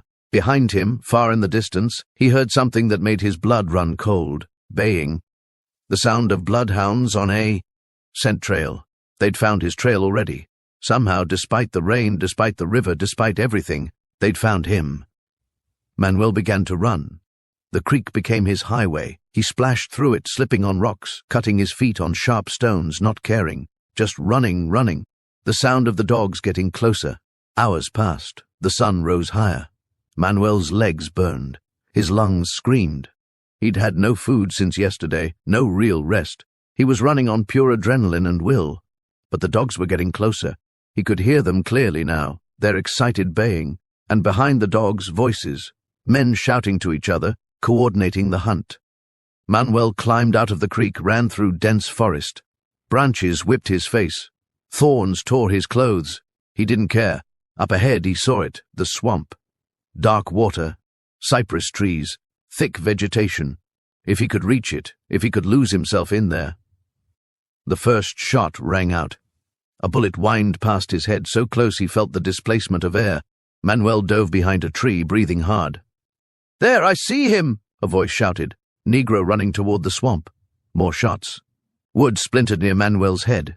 He ran again, zigzagging, making himself a harder target. The swamp was 50 yards away, 40, 30. Another shot hit a tree right next to him, 20 yards. Manuel could see the first cypress trees now, could smell the swamp water. 10 yards. He dove into the swamp, plunging into waist-deep water. Went under completely, swam beneath the surface, came up behind a thick cluster of cypress knees, gasping for air. Behind him, the pursuers reached the swamp's edge. Manuel counted voices, at least 8 men, maybe more, and the dogs baying frantically, confused by the water.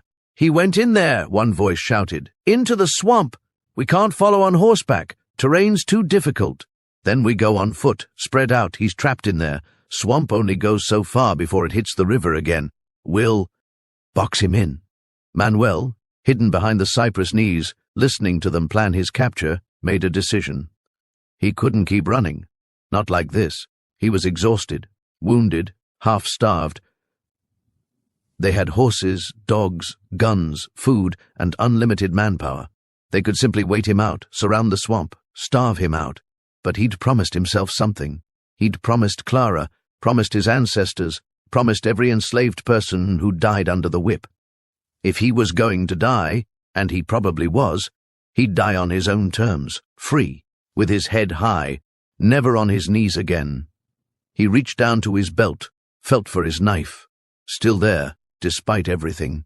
He waited in the swamp water, perfectly still, as the men spread out along the shore, watched them argue about who should go in first, about whether it was worth the risk.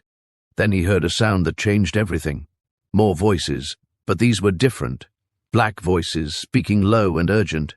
This way. Quickly. Manuel turned his head carefully, saw movement in the thick vegetation deeper in the swamp. Figures, hard to see in the shadows and hanging moss. A man appeared, a young black man about Manuel's age, wearing clothes made from animal skins and rough cloth. "You Manuel?" he whispered. Manuel nodded, too surprised to speak. "Word came down the grapevine yesterday. They saying you killed 4 Blackwoods. True?" "Yes." The man grinned, showing missing teeth. "Then your family. Come on, we'll hide you. Who are you?" "Name's Solomon. This here's my community, about 30 of us living free in this swamp for last 8 years. Welcome to freedom, brother."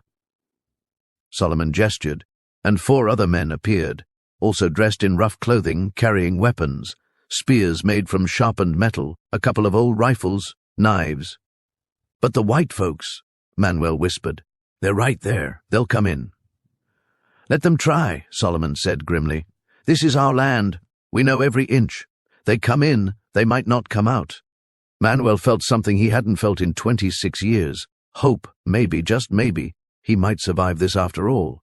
Solomon and his people led Manuel deeper into the swamp, moving silently through water and vegetation. Behind them, the sound of the white men grew fainter as they hesitated at the swamp's edge, arguing about whether to follow. For now, Manuel was safe, but the manhunt was just beginning, and the next few days would determine whether he lived as a free man or died as a hunted slave. Your heart is racing. You're feeling the tension. This man who killed 4 white men in 1856 Mississippi is now on the run, and you know how rarely these stories ended well. Leave your like if you want to see what happened next. Did Manuel escape? Was he captured? How did his story end? Continue for the conclusion. For 3 days, Manuel hid in the maroon community deep in the swamp. 3 days while posses searched the edges, while bloodhounds bayed, and white men fired into the vegetation, trying to flush out their prey. But Solomon and his people knew the swamp, like they knew their own heartbeats. They'd built shelters on platforms deep in the interior, accessible only by routes that required swimming underwater, navigating through passages that looked impassable, crossing quicksand that would swallow anyone who didn't know the safe path. The community was larger than Manuel had expected, 32 people living free. Some had been there 8 years like Solomon. Others were recent arrivals, runaways from nearby plantations who'd found refuge. There were men, women, even a few children born free in the swamp, who'd never known bondage. They survived by hunting alligators, catching fish, growing small hidden gardens on dry patches of land deep in the interior. They traded occasionally with sympathetic free blacks from nearby towns, exchanging alligator skins and smoked fish for salt, tools, and information. They were free, truly free, not legal, not safe, but free. Solomon told Manuel the community's story while they sat around a small, carefully shielded fire on the second night. "Most of us ran after beatings or family separations," Solomon explained. "I ran 8 years ago after my master sold my wife. Just ran, didn't plan it, didn't prepare, just ran into these swamps and somehow survived. Found others like me. We built this." He gestured at the platform shelter, at the small community around them. "We know we could be discovered any day, know they could bring enough men to flush us out. But until then, we live free. We raise our children free. We die free if we have to. But free." Manuel understood completely. This was what he'd fought for, what he'd killed for, not just revenge, but this, the possibility of freedom, however fragile. But on the third day, July 8th, reality intruded. A scout returned with news. They're not giving up. More men arrived from Vicksburg, professional slave catchers from New Orleans. They're planning something big. Solomon called a council, all the adult members of the community gathering to discuss. "They're going to do a coordinated sweep," the scout continued. "Over 100 men. They plan to enter from multiple points, squeeze us into the center, then close the trap. Word is they'll burn the swamp if they have to." Manuel felt his stomach sink. These people had taken him in, protected him. Now they were in danger because of him. "I should leave," he said quietly. "Lead them away from you." "Where you gonna go?" Solomon asked. "You know how many people hunting you? The reward's up to $10,000 now. 10,000. Every white man in Mississippi wants that money. Then I'll surrender. Tell them I acted alone, that you didn't help me." "They won't believe that," an elderly woman named Hannah said. She was the community's elder, maybe 60 years old, had been free in the swamp for 6 years. "And even if they did, you think they'll let you live after what you done? They'll torture you. For days. Make a spectacle. Hang you slow." Manuel knew she was right. He'd killed 4 white men. They'd make his death legendary, a warning to every enslaved person in the South. "So what do I do?" Solomon exchanged glances with Hannah and the others. Some kind of silent communication passed between them. "There's another way," Hannah finally said. "Dangerous, might not work, but it's a chance." "Tell me." "Natchez," Hannah said. "City on the Mississippi River, about 40 miles north. There's free black community there. They have contacts with the Underground Railroad, ships that go north. If you could reach Natchez, if you could get on a ship heading north—" 40 miles, Manuel said. Through territory where every white person is hunting me. Like I said, dangerous might not work.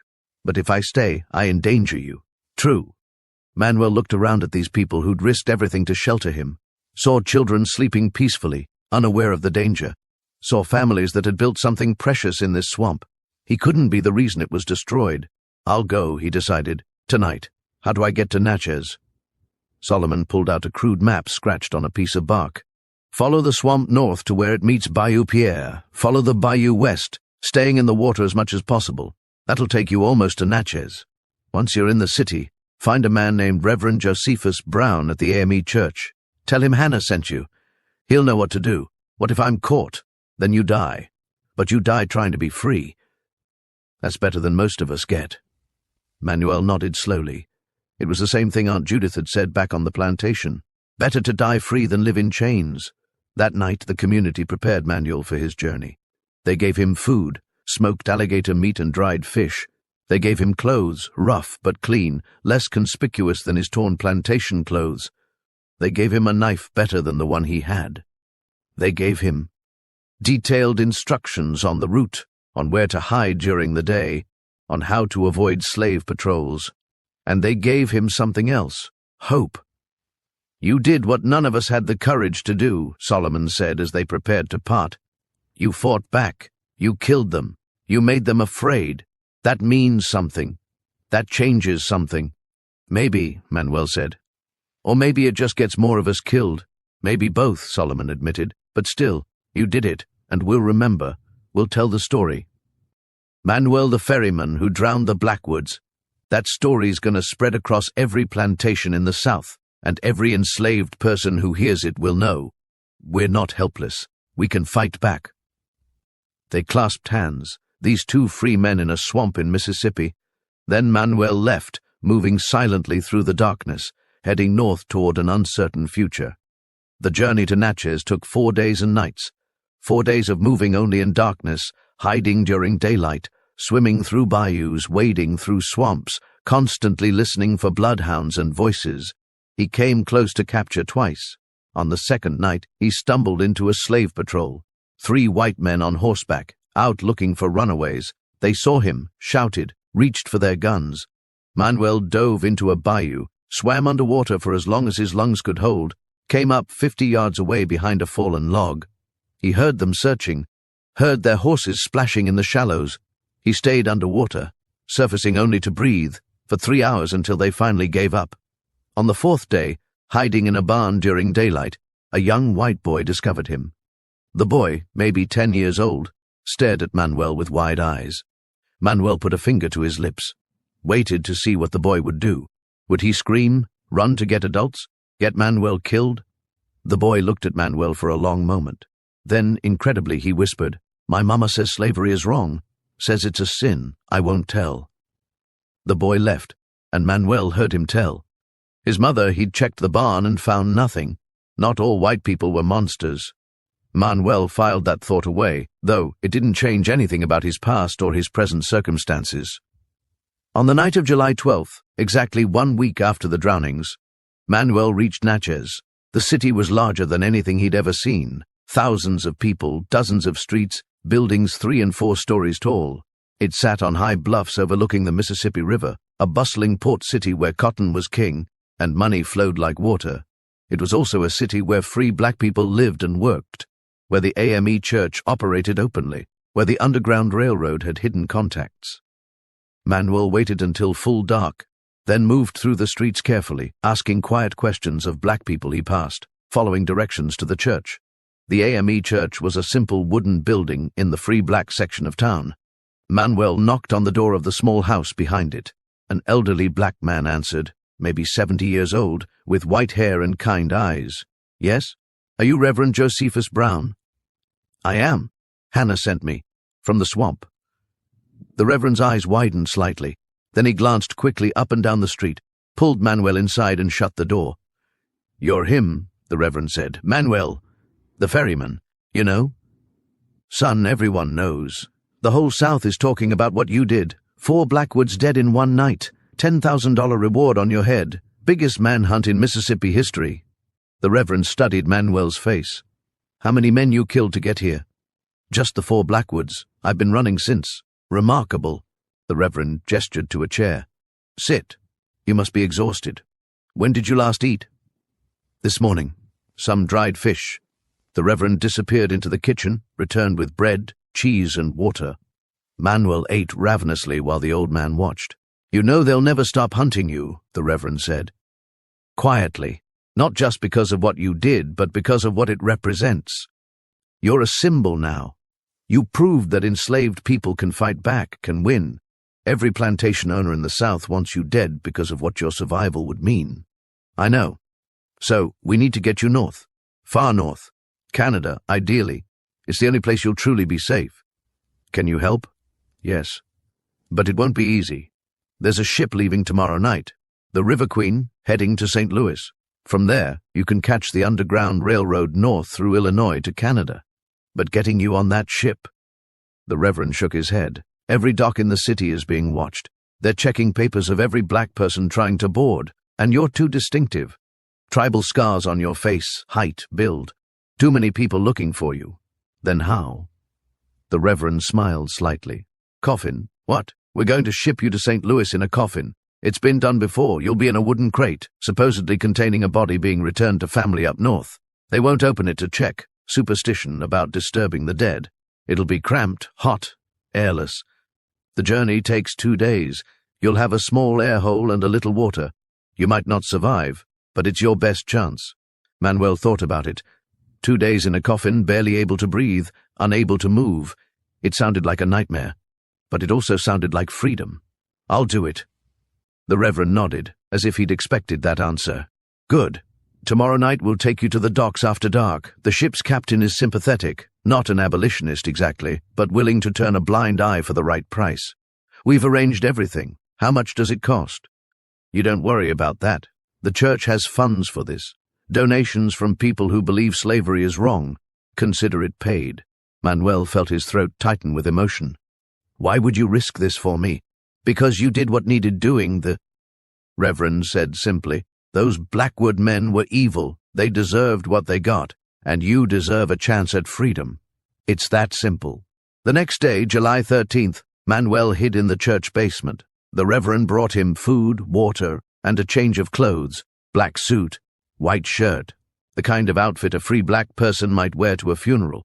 Tomorrow night, the Reverend explained, you'll pretend to be a mourner at a funeral procession.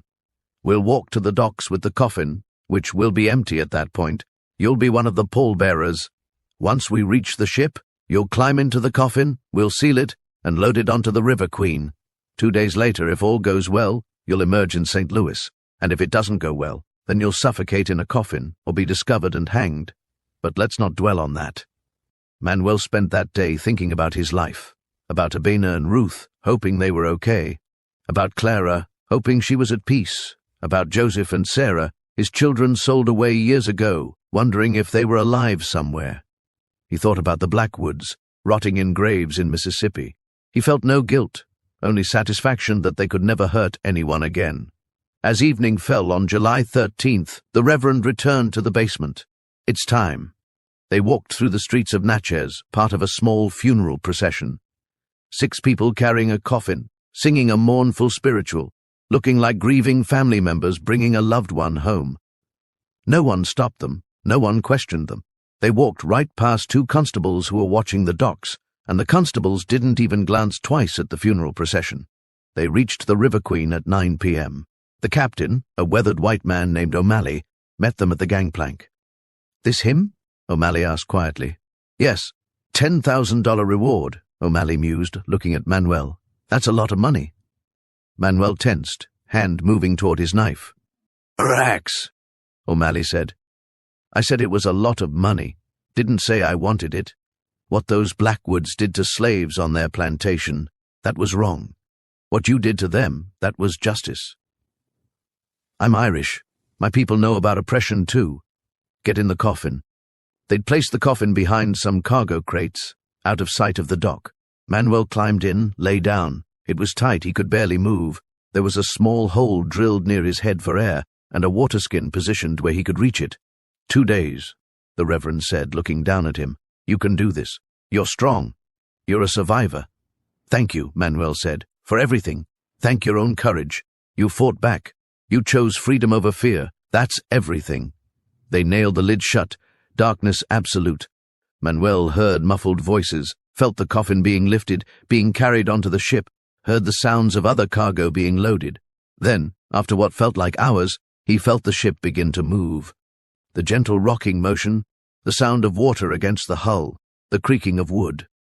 He was on his way to St. Louis, on his way to freedom. The first day in the coffin was bearable, uncomfortable, cramped, hot, but bearable. Manuel focused on breathing slowly through the small air hole, conserving oxygen. He sipped water sparingly from the skin. He tried not to think about the tight space, about the darkness, about what would happen if the ship sank. He thought instead about Clara, about holding her when she was a baby, about teaching her to read in secret, about her dreams of freedom. He thought about how she'd be proud of him now, how she'd understand what he'd done and why. He thought about Abina and Ruth, prayed they were safe, hoped they understood he had no choice but to run. He thought about Solomon and the maroon community in the swamp, living free despite everything. He thought about the blackwood bodies floating in the Yazoo River and felt no regret. The second day was harder. The heat became oppressive. The air hole seemed to provide less oxygen. His water was running low. His body ached from lying in the same position. Thirst became torture. The darkness pressed down like a physical weight. He started to hallucinate. Saw Clara standing in the darkness, smiling at him. Saw his mother from Angola, young and beautiful as she'd been before the slavers came. Heard voices speaking in languages he'd forgotten, calling him home. He wasn't sure if he was dying or dreaming. Then suddenly the coffin lurched. He heard voices, muffled but close. Felt himself being lifted, carried, set down roughly. "This one here," says St. Louis. "Handle it careful. Supposedly someone's dead relative. Why we gotta move coffins? That's bad luck. Just do your job." More moving. Then stillness. Silence that stretched on and on. Was he in St. Louis? Was he still on the ship? Was anyone coming to open the coffin? Or would he die in here, suffocate in the darkness, be buried accidentally because no one knew he was alive? Manuel tried to call out, but his throat was too dry. He couldn't make a sound. He drifted in and out of consciousness. Time became meaningless. Minutes or hours or days, he couldn't tell. Then, sound, close. Someone prying at the nails. Easy now. Man's been in here 2 days. Might be dead. Reverend Brown in Natchez said he's strong. He'll make it. The lid lifted. Light, painfully bright even though it was just lamplight in a dim room, flooded in. Manuel gasped, sucking in air, his lungs burning. Faces looked down at him. Black faces, concerned, kind. He's alive. Barely but alive. Get him out. Get him water. Hands lifted Manuel from the coffin. His legs wouldn't work. They'd been cramped for too long. He collapsed onto a floor, someone holding a water skin to his cracked lips. He drank. Never had water tasted so sweet. "Where?" His voice was barely a whisper. "Where am I?" "St. Louis, brother, you made it. You're in Missouri now. Still a slave state, but we got networks here. We'll get you further north." Manuel tried to sit up, managed it with help. Looked around. He was in a small basement. Lamplight showing rough walls, several people gathered around him. "How long?" he asked. "You been in that coffin 2.5 days. Ship was delayed. We were worried. Thought you might not have survived. Almost didn't." They gave him more water, then food, bread and soup that his starving stomach could handle. They let him rest for several hours, regaining strength. Then a woman named Sarah, a free black woman who ran a boarding house that secretly sheltered runaways, explained the next stage. "You'll stay here 3 days, recover your strength. Then we'll move you to the next station, Alton, Illinois. That's across the river, free territory. From there, the network goes through Illinois, Indiana, Michigan, eventually Canada. How long?" "If everything goes perfect, 6 weeks. But things rarely go perfect. Could be 3 months. Could be longer. And you're being hunted harder than any runaway in history. That $10,000 reward has bounty hunters from 5 states looking for you. Will I make it?" Sarah looked at him steadily. "I won't lie to you. Your chances are maybe 1 in 10. But that's still a chance. And it's more than you'd have if you'd stayed in Mississippi." Manuel nodded slowly. 1 in 10. Those were terrible odds. But they were better than 0. For 3 days, he recovered in Sarah's basement. Slowly, his strength returned. The hallucinations faded. The pain in his muscles eased. He ate real food, drank clean water, slept in something other than a coffin. On the third night, July 18th, they prepared to move him to Alton, but that afternoon, everything changed. Sarah came down to the basement, her face worried. "We have a problem." "What?" "Slave catchers, 3 of them professionals from New Orleans. They're in St. Louis asking questions, searching boarding houses. They have a description of you.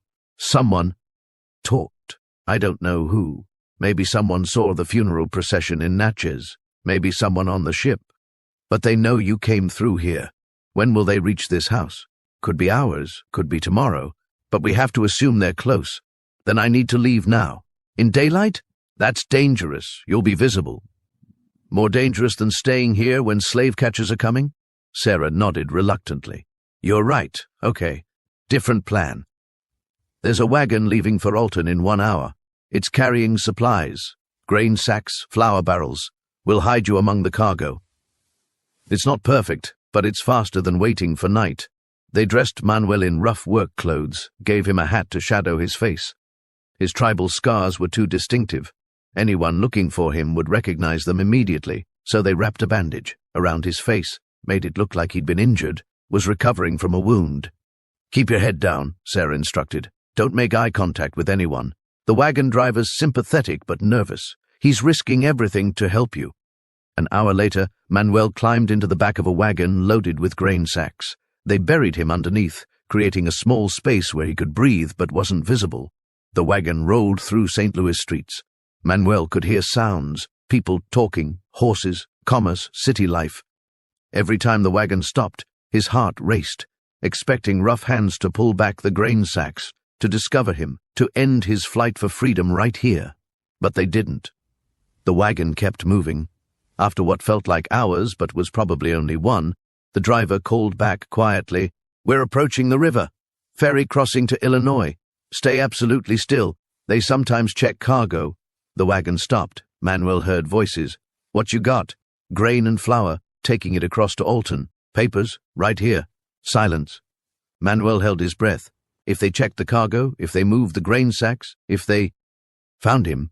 "All right, get on the ferry." The wagon moved again. Manuel felt the shift as they rolled onto the ferry. Then the gentle rocking as they crossed the Mississippi River. He was crossing from Missouri, slave state, to Illinois, free territory. Not that free territory meant he was safe. The Fugitive Slave Act meant he could still be captured and returned. But it was something. A line crossed. Progress. The ferry docked. The wagon rolled off. Kept moving. "We're in Illinois," the driver said quietly.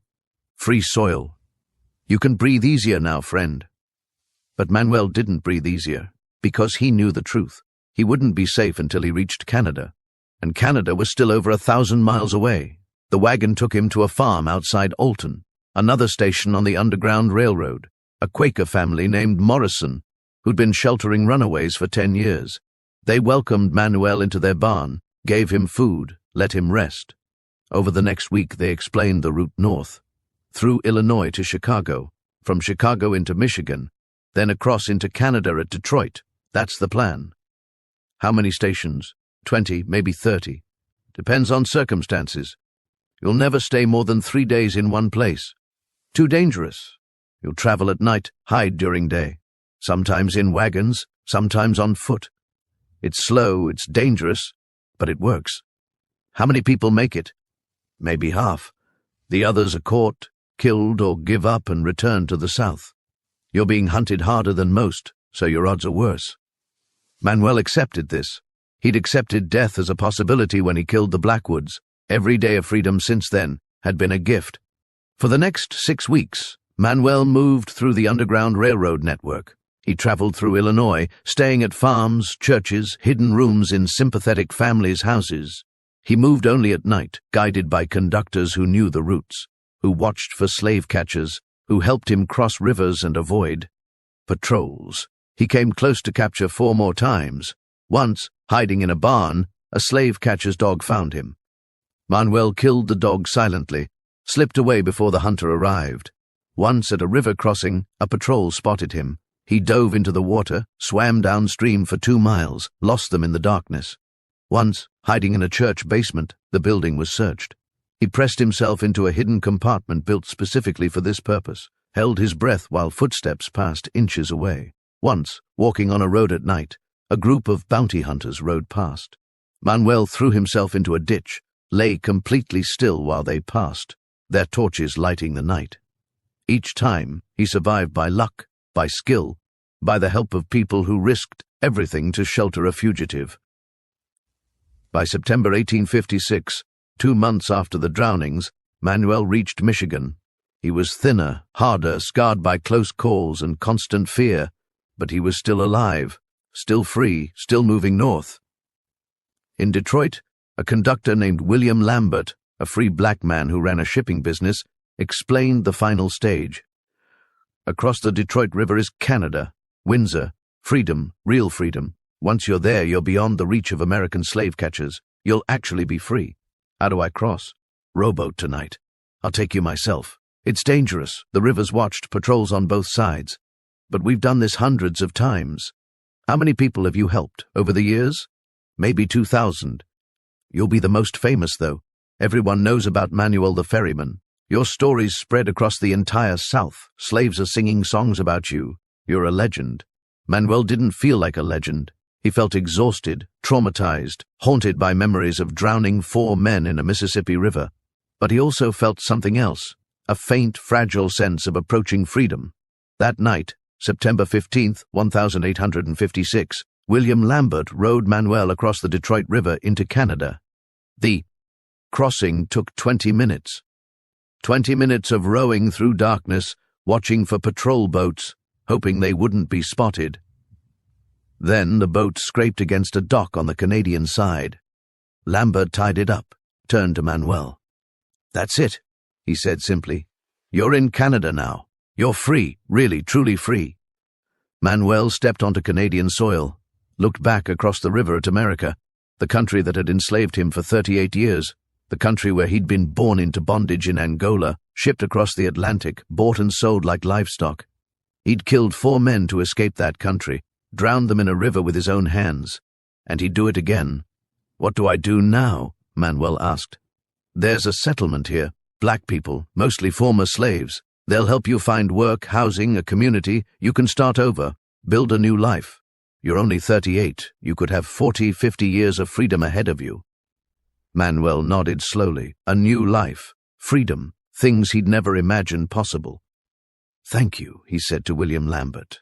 "For everything." "Thank you," Lambert replied. "For showing them we're not helpless, for proving we can fight back. You changed something, Manuel. Maybe not everything, but something." They shook hands. Then Lambert rowed back across the river, and Manuel walked into Windsor, Ontario, Canada, into freedom. Manuel lived in Canada for the next 9 years. He settled in Windsor, found work as a carpenter, learned to read and write properly. He never married again. Abina was still alive back in Mississippi as far as he knew, and he considered himself still married to her. He lived quietly, using a different name, Samuel Freeman, because even in Canada there were bounty hunters who still looked for him. The reward never went away. $10,000 was too much money to ignore. He told his story only to a few trusted people. An abolitionist writer named Benjamin Drew interviewed him in 1863 for a book about escaped slaves, and Manuel's story appeared in print, though his name was changed to protect him. In the settlement of freed slaves where he lived, he was known simply as the ferryman. Everyone knew who he was, what he'd done. They respected him, almost revered him. Parents pointed him out to children. "See that man? He killed 4 slaveholders and escaped to freedom. Remember that. Remember we're not helpless."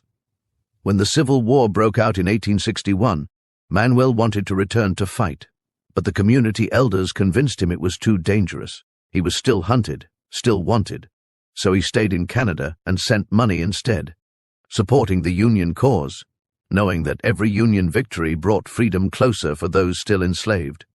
When the Emancipation Proclamation was issued in 1863, Manuel wept. When the 13th Amendment passed in 1865, officially ending slavery, he fell to his knees in gratitude. It was over. The system that had stolen his life, killed his children, enslaved millions. It was finally over. In 1866, Manuel made a decision. He was 50 years old now, had been free for 10 years, and he wanted to know, were Abena and Ruth still alive? He wrote letters, sent inquiries through church networks, through the Freedmen's Bureau that was helping formerly enslaved people reunite with families. He gave his real name, his former plantation, described his wife and daughter. In March 1867, he received a response. Abena had died in 1859, 3 years after Manuel's escape. Influenza. She'd been working in the fields. After Manuel disappeared, the new plantation owner had demoted her from the big house and had gotten sick, never recovered. She died believing Manuel had made it to freedom. That's what the letter said. In her final hours, she'd whispered, "He's free. My husband is free. That's enough." Manuel wept when he read that. Wept for the woman who'd been his wife for 20 years, who'd suffered beside him, who'd helped him plan his revenge, who'd protected him with lies when the sheriff came. She'd died enslaved, but knowing he was free, he hoped that had brought her some peace. But there was more news. Ruth was alive. His daughter, who'd been 8 years old when he'd last seen her, was now 19. She'd survived the plantation, survived the war, and was now living in Vicksburg, working as a seamstress. The Freedmen's Bureau had her address. Manuel wrote to her immediately, sent a letter explaining everything, who he was, what had happened, why he'd had to run, how he'd never forgotten her or her mother. He didn't know if she'd respond. She'd been so young when he'd left. Would she even remember him? Would she hate him for abandoning them? 2 months later, he received a reply. Ruth's handwriting was careful, neat. She'd learned to read and write after emancipation, taking classes at a freedman's school. "Dear Father," the letter began, "I remember you. I remember Clara dying. I remember the night you killed the Blackwoods. I remember Mama saying you were a hero. I've spent 11 years wondering if you were alive, wondering if you made it north, wondering if I'd ever see you again. The answer to your question, do I hate you for leaving, is no. I understand why you ran. I understand you had no choice. And I understand that everything you did for us, for Clara, for our family, for all of us who were enslaved. Mama died proud of you. I want you to know that." Her last words were about how you'd escaped, how you'd beaten them, how you'd shown everyone that we're not property, we're people. I wish I could see you. But I know it's not safe for you to come back here. Even though slavery's over, people remember. The Blackwood family, what's left of them, they still hate you. They'd kill you if they could. So I'll tell you what you need to hear. I love you. Mama loved you. Clara loved you. We all understood what you did and why you did it. You're my father. You're a hero. And you're free. That's enough. Your daughter Ruth. Manuel read the letter 100 times, traced his daughter's handwriting with his fingers, wept with relief and sorrow and joy all mixed together. He wrote back, began a correspondence that would continue for years. He sent money when he could, helped support his daughter from across the border. They wrote about their lives, about the past, about the future. Ruth married eventually, had children, Manuel's grandchildren, born free, who would never know slavery except through stories. Manuel lived until 1891, dying at age 73 in his small house in Windsor.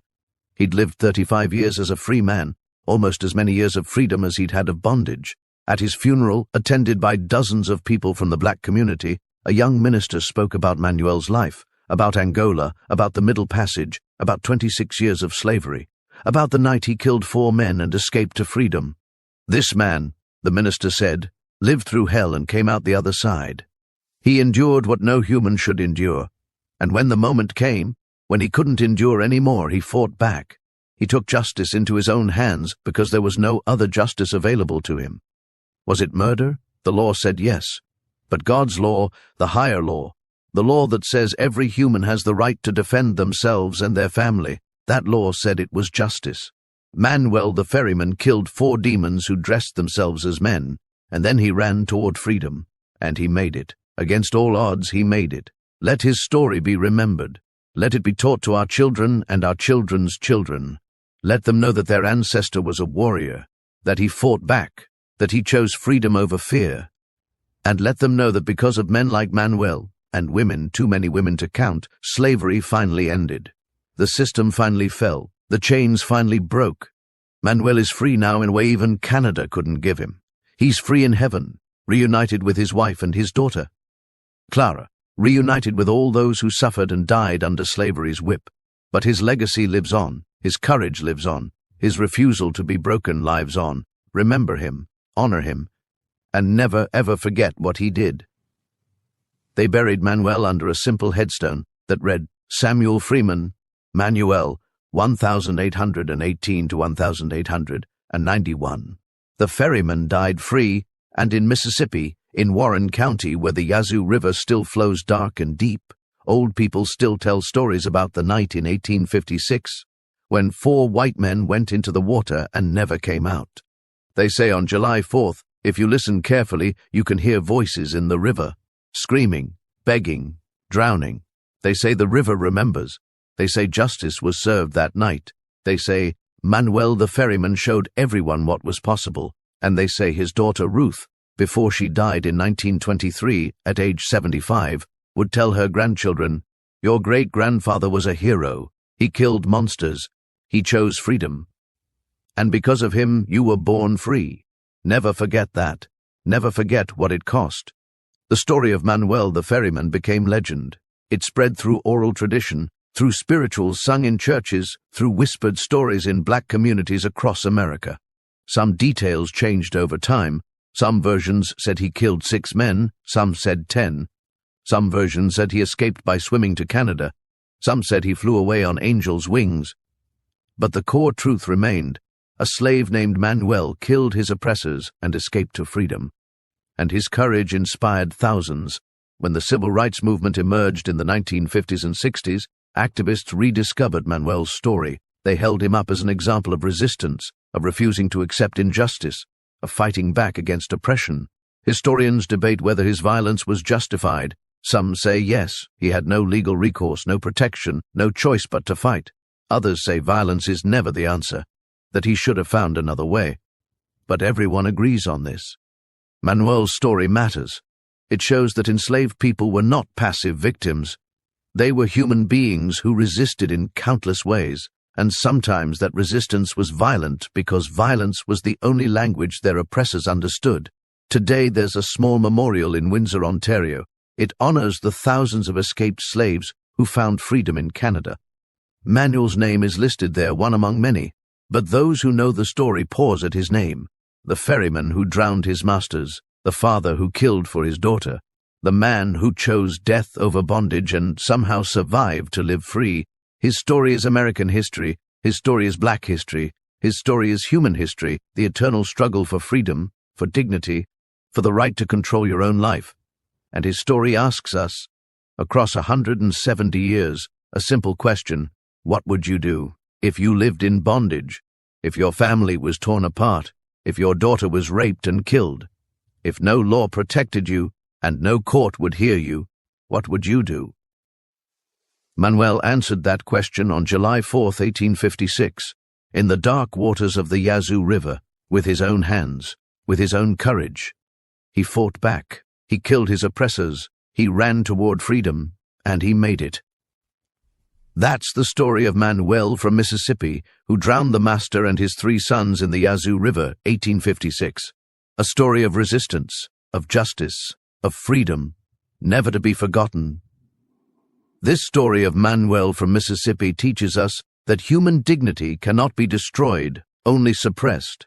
That justice, even when delayed, even when delivered through violence, sometimes is the only justice available to the oppressed. That one man, armed with courage and determination, can shake an empire built on bondage. Manuel killed 4 oppressors, but he freed countless souls spiritually. He proved that slaves were not property, they were warriors waiting for their moment. This story is real. These horrors happened on American soil less than 200 years ago. This violence, both the violence of slavery and the violence of resistance, was commonplace.